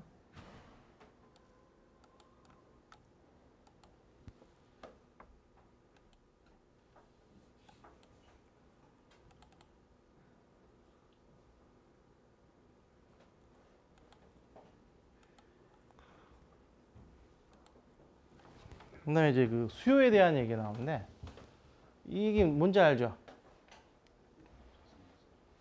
조삼모사, 조사모삼을 얘기하고 있죠. 이 사람은 지금 그림에선 조삼모사 얘기죠.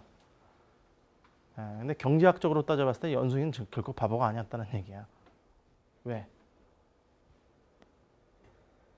조삼모사 얘기가 나오는데 이자율 때문에.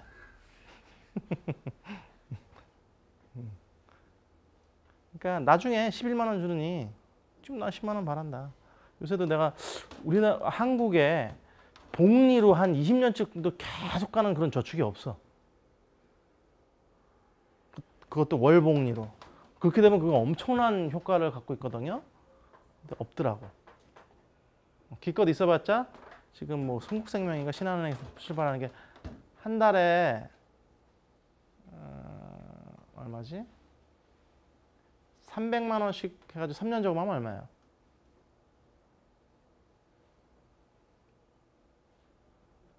한 1억 얼마 되겠죠? 그걸 저금하고 10년 동안 기다려야 2억이 되더라고. 근데 그건 나는 아닌 것 같아. 차라리 2억이라는 돈을 갖다가 이렇게 10년 동안 이렇게 n분의 해가지고 계속 월복리로 해가지고 계속 좀 굉장히 많을 거라고. 근데 그런 상품이 없어. 그래서 보면은 그러한 그 메커니즘, 복리 메커니즘이라든지 이자율이라든지 이런 메커니즘을 갖다 가장 그 잘 이용하는 데가 어딘 줄 아세요? 금융권하고 또 어딘 줄 아세요? 보험회사. 그 뭐 적립률 뭐 이런 거 딱 나오고 그러잖아. 그래서 이렇게 보험 상품을 자세히 계산기 갖고 계산 한번 해봐. 상품을 기가 막히게 만들어.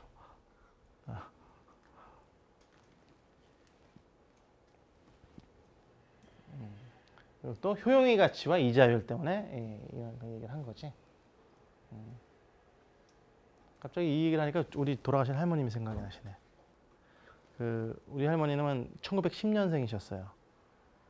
그러니 그 해방되고 좀 있다가 뭐 산업화되고 이렇게 범랑 냄비를 누가 선물하셨나 봐. 한 50 넘어서 아마 중 60 할머니쯤 되셨을 때 아주 그냥 꼬부랑 할머니 되시기 전에.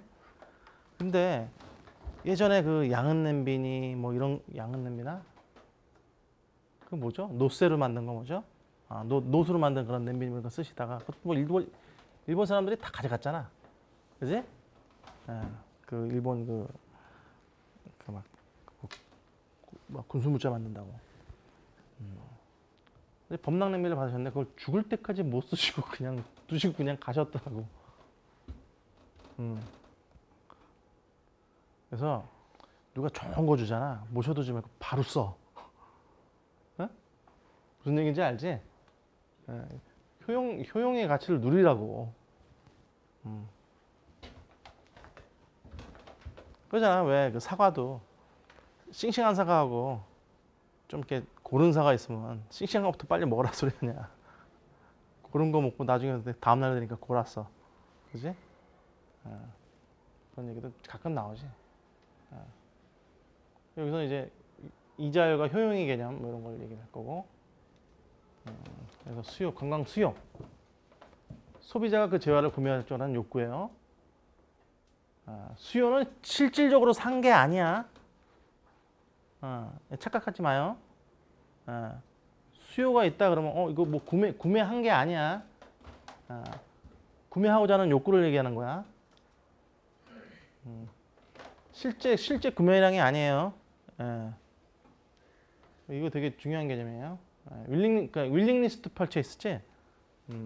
그리고 어떤 기간 동안의 구매의 흐름, 그러니까 1년간, 뭐 분기당 뭐 이런 거 얘기하는 거야.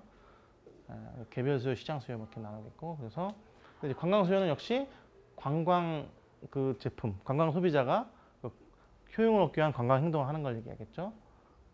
그래서 근데 어떻게 측정할 것인가? 사과 자동차 뭐 이런 거 뭐 일반 경제제 제조 쪽은 구매량이 수요를 파악하는 척도인데 관광 수요 척도 여기 되게 중요한 개념이 나와요. 한국 관광의 해예요. 아니 그러니까 한국 관광객이라고 얘기를 해. 한국 방문객이라고 얘기를 해. 그 여러분들 그 나중에 그 국외로 나갔다가 국외 여행을 하고선 들어올 때 이게 옆에 외국 사람이 이렇게 쓰는 그 카드가 있을 거야. 지금 국내인들은 안 쓰죠? 요새는 없어졌지?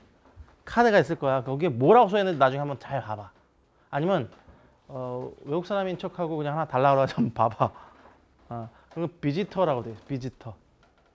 그래서 방문자 수를 갖다가 우리가 구하게 돼 있어.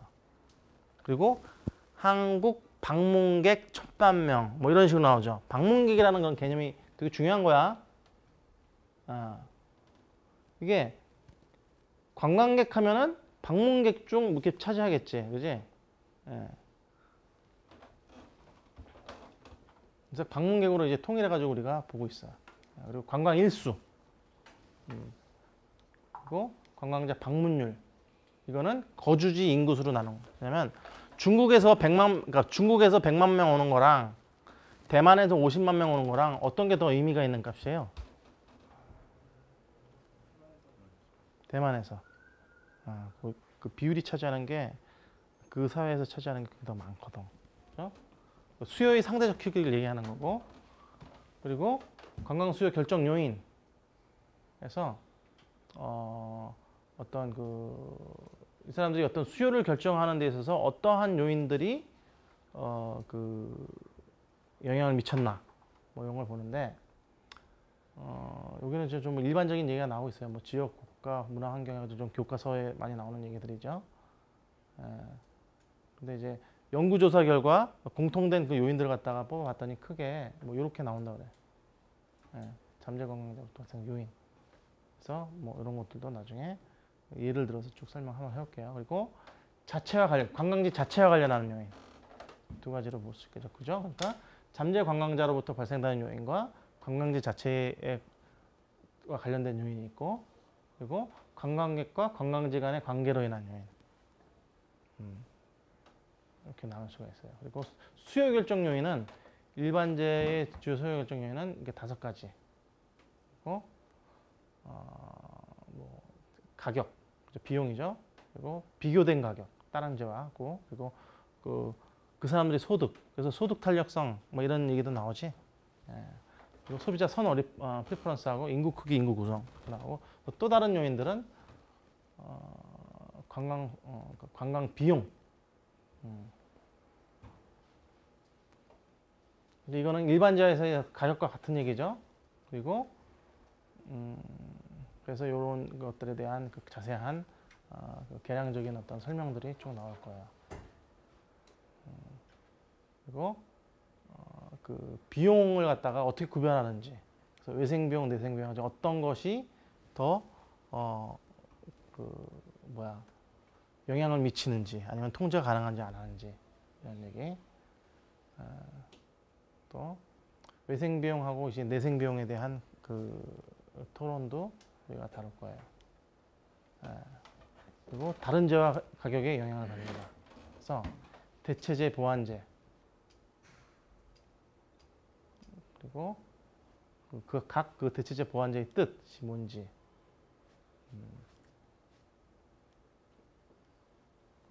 다 이것이 대체재가 있는지 보완재가 있는지에 대해서 예를 들어 설명하기 위한 그런 사진이고요.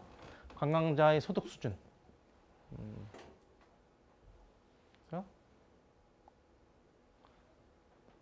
그래서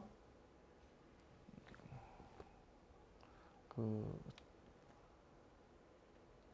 고소득층이냐 저소득층이냐에 따라서 어떻게 영향을 주는지에 대한 그런 내용을 다룰 거고요.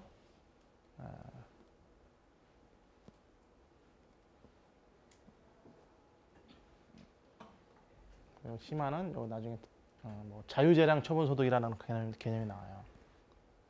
뭐 가처분 소득에서 좀 더 나간 개념인데 그것도 이제 나중에 설명을 해드릴게요. 소득 효과라든지 어떤 수요 소득 관계의 그래프들. 잠깐만 여기 좀 그 그래프가 좀 망가졌네, 그죠?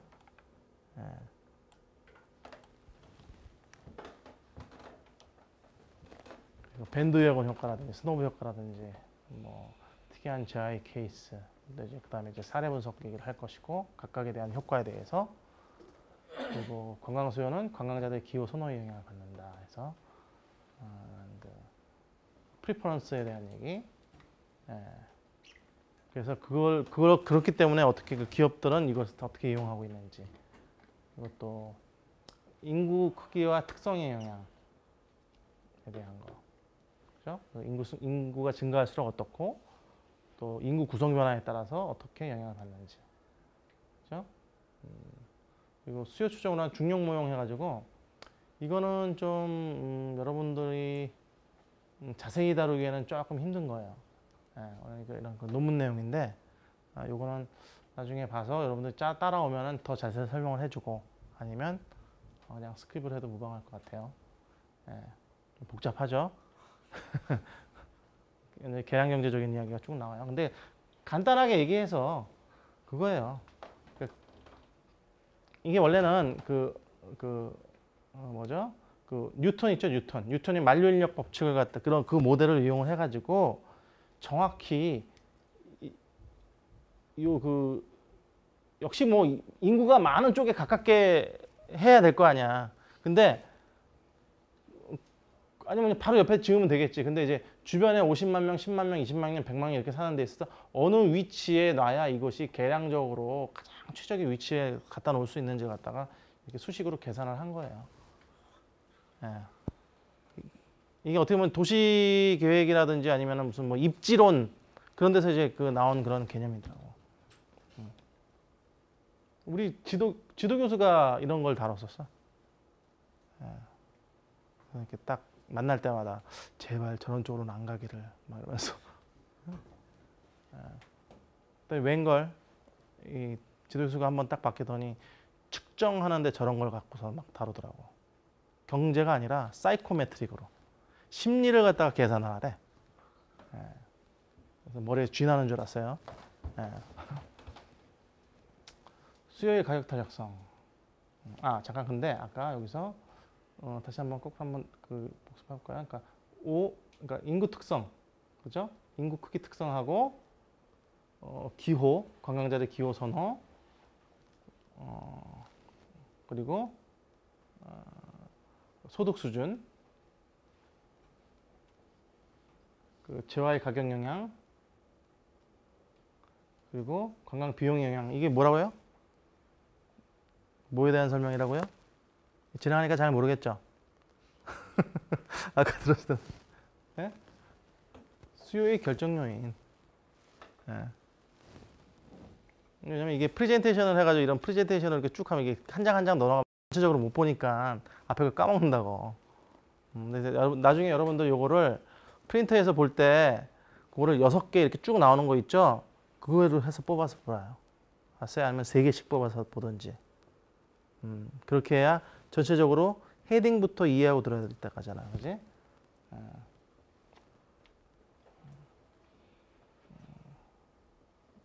그래서 주요 결정 요인에 대해서만 이제 설명은 뒤에 가 있어요. 근데 아까는 제가 말을 좀 잘못한 것 같아. 그러니까 이 외의 것을 보자고 그랬었는데 이게 아니라 바로 요 5가지에 대해서 자세히 쭉 설명이 나온 거예요. 수요 결정 요인. 그리고 수요는 실제적인 구매량이 아니라고 그랬어요. 그러니까 한 페이지 설명하고 너무 기니까 뒤에 가면 다 까먹는다고.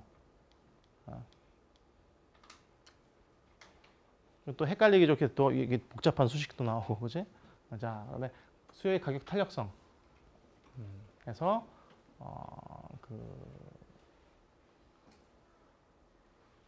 관광재가 수요의 가격 탄력성이 어떤지에 대해서. 근데 그 중에서도 그 탄력성이 큰 것과 작은 것이 어떤 것이 있는지에 대해서 나중에 할 거예요. 그래서 대부분 이런 식으로 구하죠. 그죠? 예. 그래서 비탄력적인 경우.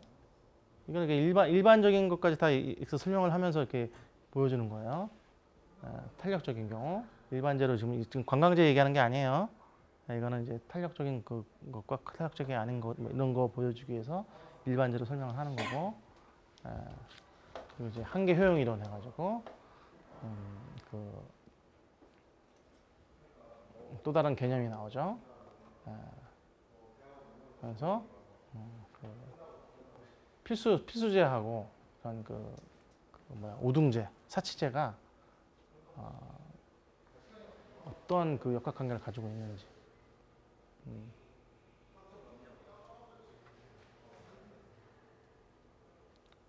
그렇죠? 가격과의 역학관계를 갖고 있는지를 갖다가 이렇게 보고 있는 거예요. 근데 여기서 이제 희소성 문제 때문에 이렇게 나와. 그래서 효용, 총효용, 효용함수에 대한 어떤 키워드를 우리가 일단은 여러분들 한번 읽어줘야 돼요. 그 오기 전에. 그래야 이해가 빨라. 한계 효용 나오고. 그리고 사례에 대해서 딱 이렇게 도표로 이렇게 설명을 하고 있고. 그래서 이거를 뒤에 가면은 사례를 들어가지고 우리가 또 볼 수가 있어요. 수요가 끝났으니까 이제 공급에 대한 얘기를 또 하겠지. 이것도 역시 실제로 공급되는 양을 얘기하는 게 아니야. 실제 판매량을 얘기하는 게 판매가 되는 걸 얘기하는 게 아니에요.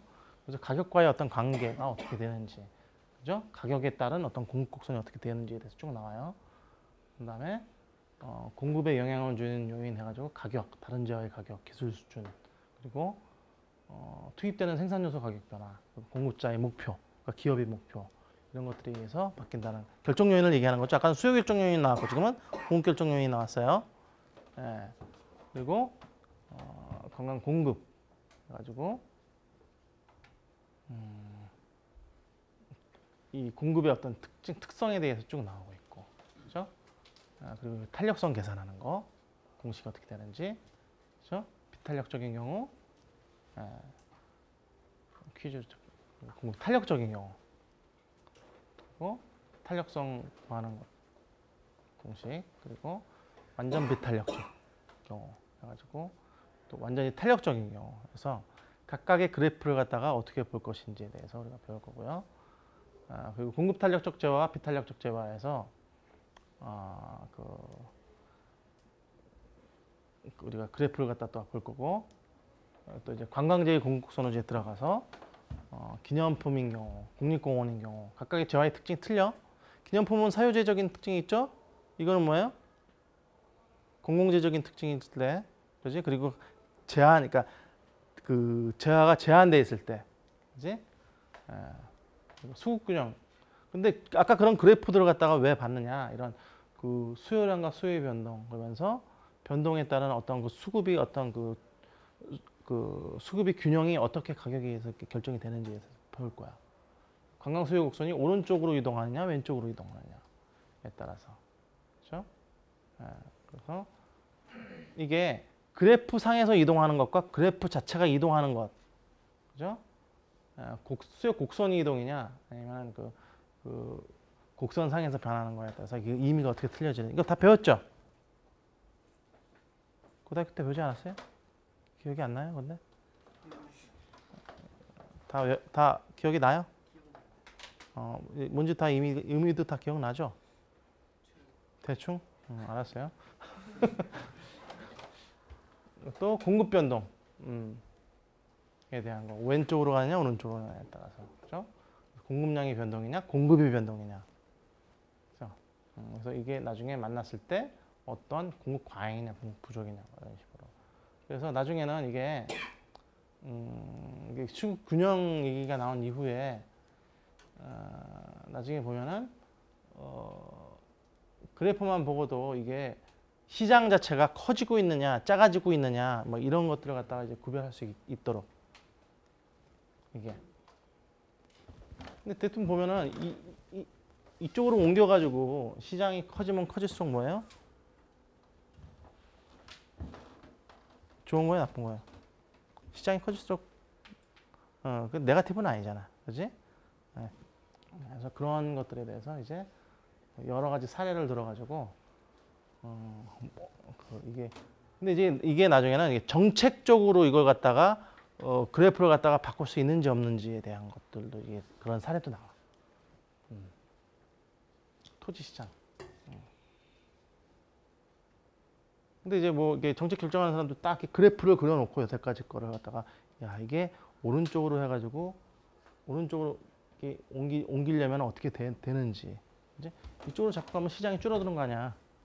이게 총량이 줄으니까 이게 그지?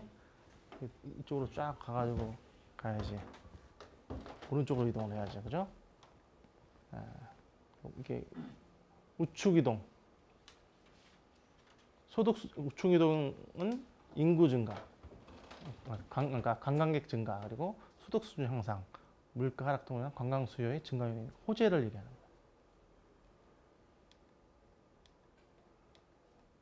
거예요. 사례를 두고선 그 얘기를 하고 있어요. 좌측 이동은 부정적인. 그리고 공급 손이 우측 이동. 산업 환경이 개선되고 생산 요소 가격이 유가 하락 등으로 생산 요소 가격이 하락된. 그건 뭐예요? 우리 같이 수출해서 먹고 사는 나라는 이런 게 호재예요, 악재예요? 호재죠. 예. 그래서 또 이게 좌측 이동 같은 경우는 아니요. 중과세라든지 가격 상승이랑 공급이 마이너스예요. 근데 이 중과세는 뭐야? 정책적인 거죠.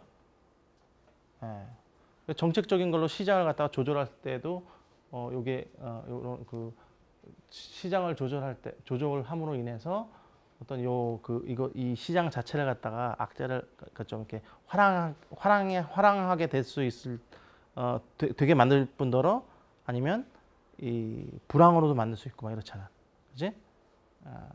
중과세가 아니라 비과세를 하면 어떻게 되겠어? 우측으로 이동하겠죠.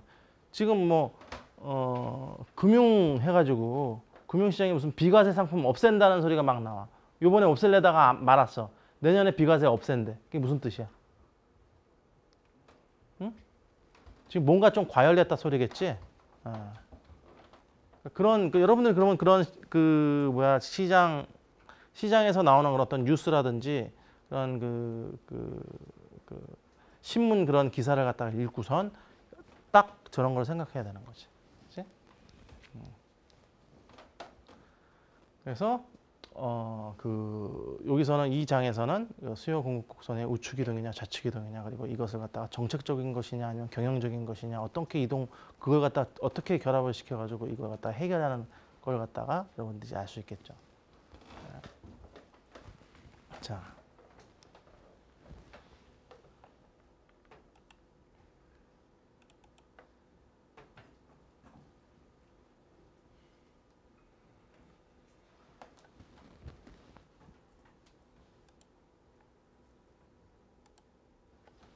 자, 지역에 대한 파급 효과를 볼 거야. 또 그래서 한 예를 보면은 빨리빨리 나갈게요. 예, 그 키워드만 딱딱해서 이제부터는 오늘 다 소개하는 거니까 관광산업과 지역경제 해가지고 유성 리버럴 호텔 하나가 그러니까 174개짜리 레스토랑 하나, 카페 하나, 수영장, 헬스클럽 요거 하나가 노사분구로 폐업해가지고 2년 만에 재개장을 했어요. 근데 이 지역에 10개의 호텔 중에 하나가 문 닫았어요. 예, 근데 별로 영향이 없을 거라고 생각했는데 3,000명 실직, 주변 상권 붕괴, 연간 2천억 손실, 유성 경제 전체 심각한 위기 초래. 아무도 예상 못했어. 이것이 하나의 그 산업 파급 효과를 얘기를 하고 있는 거예요. 예, 그래서 경제적 파급 효과. 이게 아까 얘기했던 게 뭐죠? 부의 효과, 그죠? 그다음 빈의 효과. 맞다 보는 거라고. 근데 뭐라고 했어요? 여기 사회문화적 요 두 개는 이만큼 그 특정을 정확하게 측정하기가 좀 힘들죠. 이것도 완벽하게 측정되지는 않아.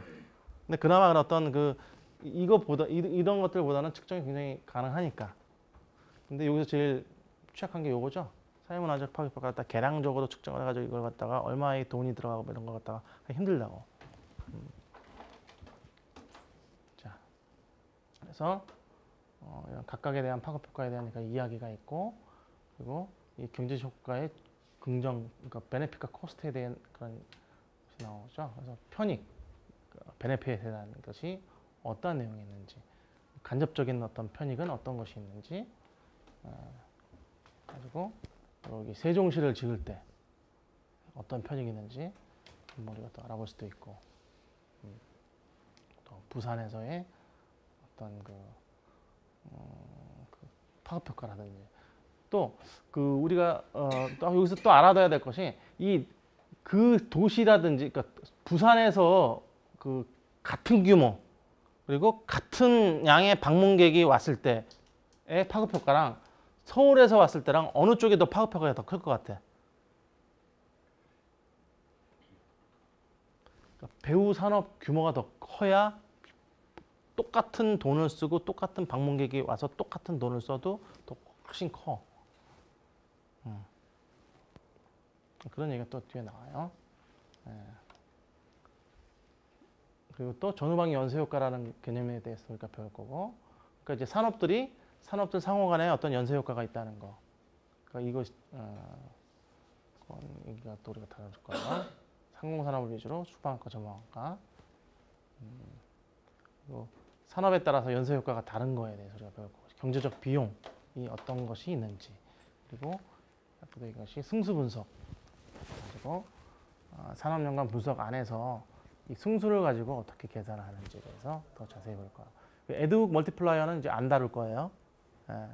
우선 이걸 많이 쓰거든. 인풋 아웃 분석을 지금 현재. 그리고 한국은행에서 이거 CD를 발행을 해. 그래서 그게 나오거든. 그래서 지금 여러분한테 이거 보여주려고 지금 반납을 못 하고 있어요. 지금 계속. 그런데 이게 최신판, 그러니까 2009년판 산업연관 분석이야. 그럼 여기에 이러한 승수 같은 게 미리 다 잡혀 있어, 도표에. 이거를 컴퓨터에 넣으면 딱 한 군데밖에 안 심어져. 복사도 절대 안 돼. 그래서 여기 나온 도표를 가지고 거기에서 와서 돈 쓴 사람이 그 돈을 갖다 한 군데만 쓰지 않잖아. 1인당 쓴 돈. 이 어느 파트의 그 산업 분야에 썼느냐에 따라서 그것을 그 각각의 산업 분야에 따른 그러한 그 승수가 있어. 그러니까 부가가치 승수, 생산 승수, 고용 승수, 뭐 텍스 승수, 뭐 환율 승수 해가지고 쫙 있다고. 그것을 각각 계산해서 더하는 거야. 그럼 그게 뭐라고? 1달러당 아니면 1달러를 갖다 계산 아니면 1,000원당 이렇게 할 수 있겠지? 지금 여기는 어떻게 기준을 했는지 더 다시 들어가서 봐야 되지만 원래는 1달러를 투입했을 때 얼마의 부가가치를 나오느냐. 하여튼 100만 불당 뭐 고용수라든지 뭐 가지고 이런 기준이 있다고. 근데 원래는 여기는 뭐 돈에 관한 건 고용이 아닌 돈에 관한 건 1달러를 갖다가 집어넣었을 때 얼마의 아웃풋이 나오느냐. 그 얘기를 하는 거지. 각 산업 부문마다. 그래서 근데 이제 관광승수 경제 파급 효과는 이제 영국의 아처라는 사람이 해서 편입이 된 거예요. 이제 이분이 이제 그 서리 대학 우리 그 나온 그 대학의 그 교수 출신. 노총각이야. 그래서 직접 효과, 간접 효과, 유발 효과 이렇게 다루고 있어요. 그리고 대강의 흐름도지 산업연관 분석을 하는 거. 이건 나중에 자세히 볼 거예요.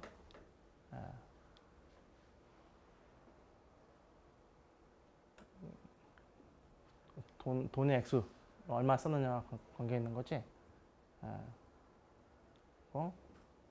유발 효과는 뭐냐면 그 직접적으로 그 산업과 연관된 그 돈을 쓴 사람이 직접적으로 연관된 산업에 사람들이 돈을 받아가지고 그 종사자들이 쓴 돈이 또 어떤 파급 효과를 얻는지 그게 유발 효과야. 근데 이게 그 분석을 하다 보면 요 직접 효과, 간접 효과에도 뭐 유발 무슨 유발 승수, 무슨 유발 승수 그래서 헷갈릴 경우가 있어. 나중에 다시 얘기해 줄게요.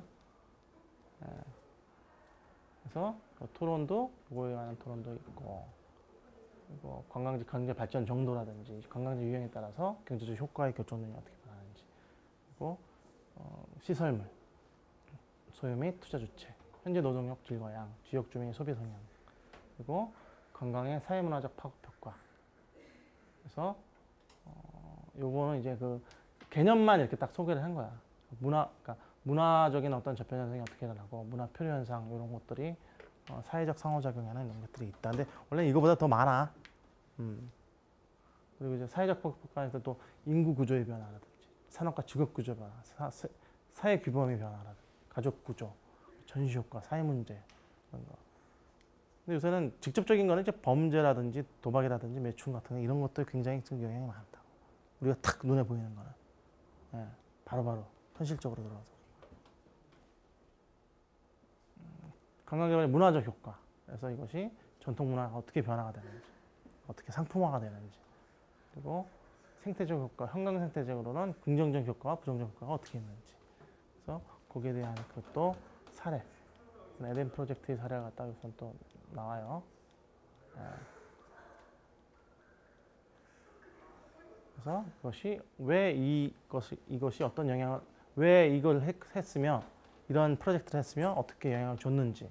그리고 프랑스의 랑독 그루시옹 지역 관광 개발도 역시 마찬가지로 어떻게 개발을 기획하고 어떤 영향을 줬는지에 대해서 배울 거야. 그리고 결론적으로 이러한 그 역시 경제, 사회, 문화적, 생태, 환경적 영향을 미친다는 것에 대해서 다시 결론적으로 알 수 있는 거죠. 자, 두 챕터가 더 남았는데 시간이 지금 너무 많이 잡아먹어서 다음 주에 한 3챕터 정도 갖다 한번 훑고선 아마 한 두 번째 시간부터 자세히 나갈게요. 예, 오늘 수업은 여기까지 할게요. 예.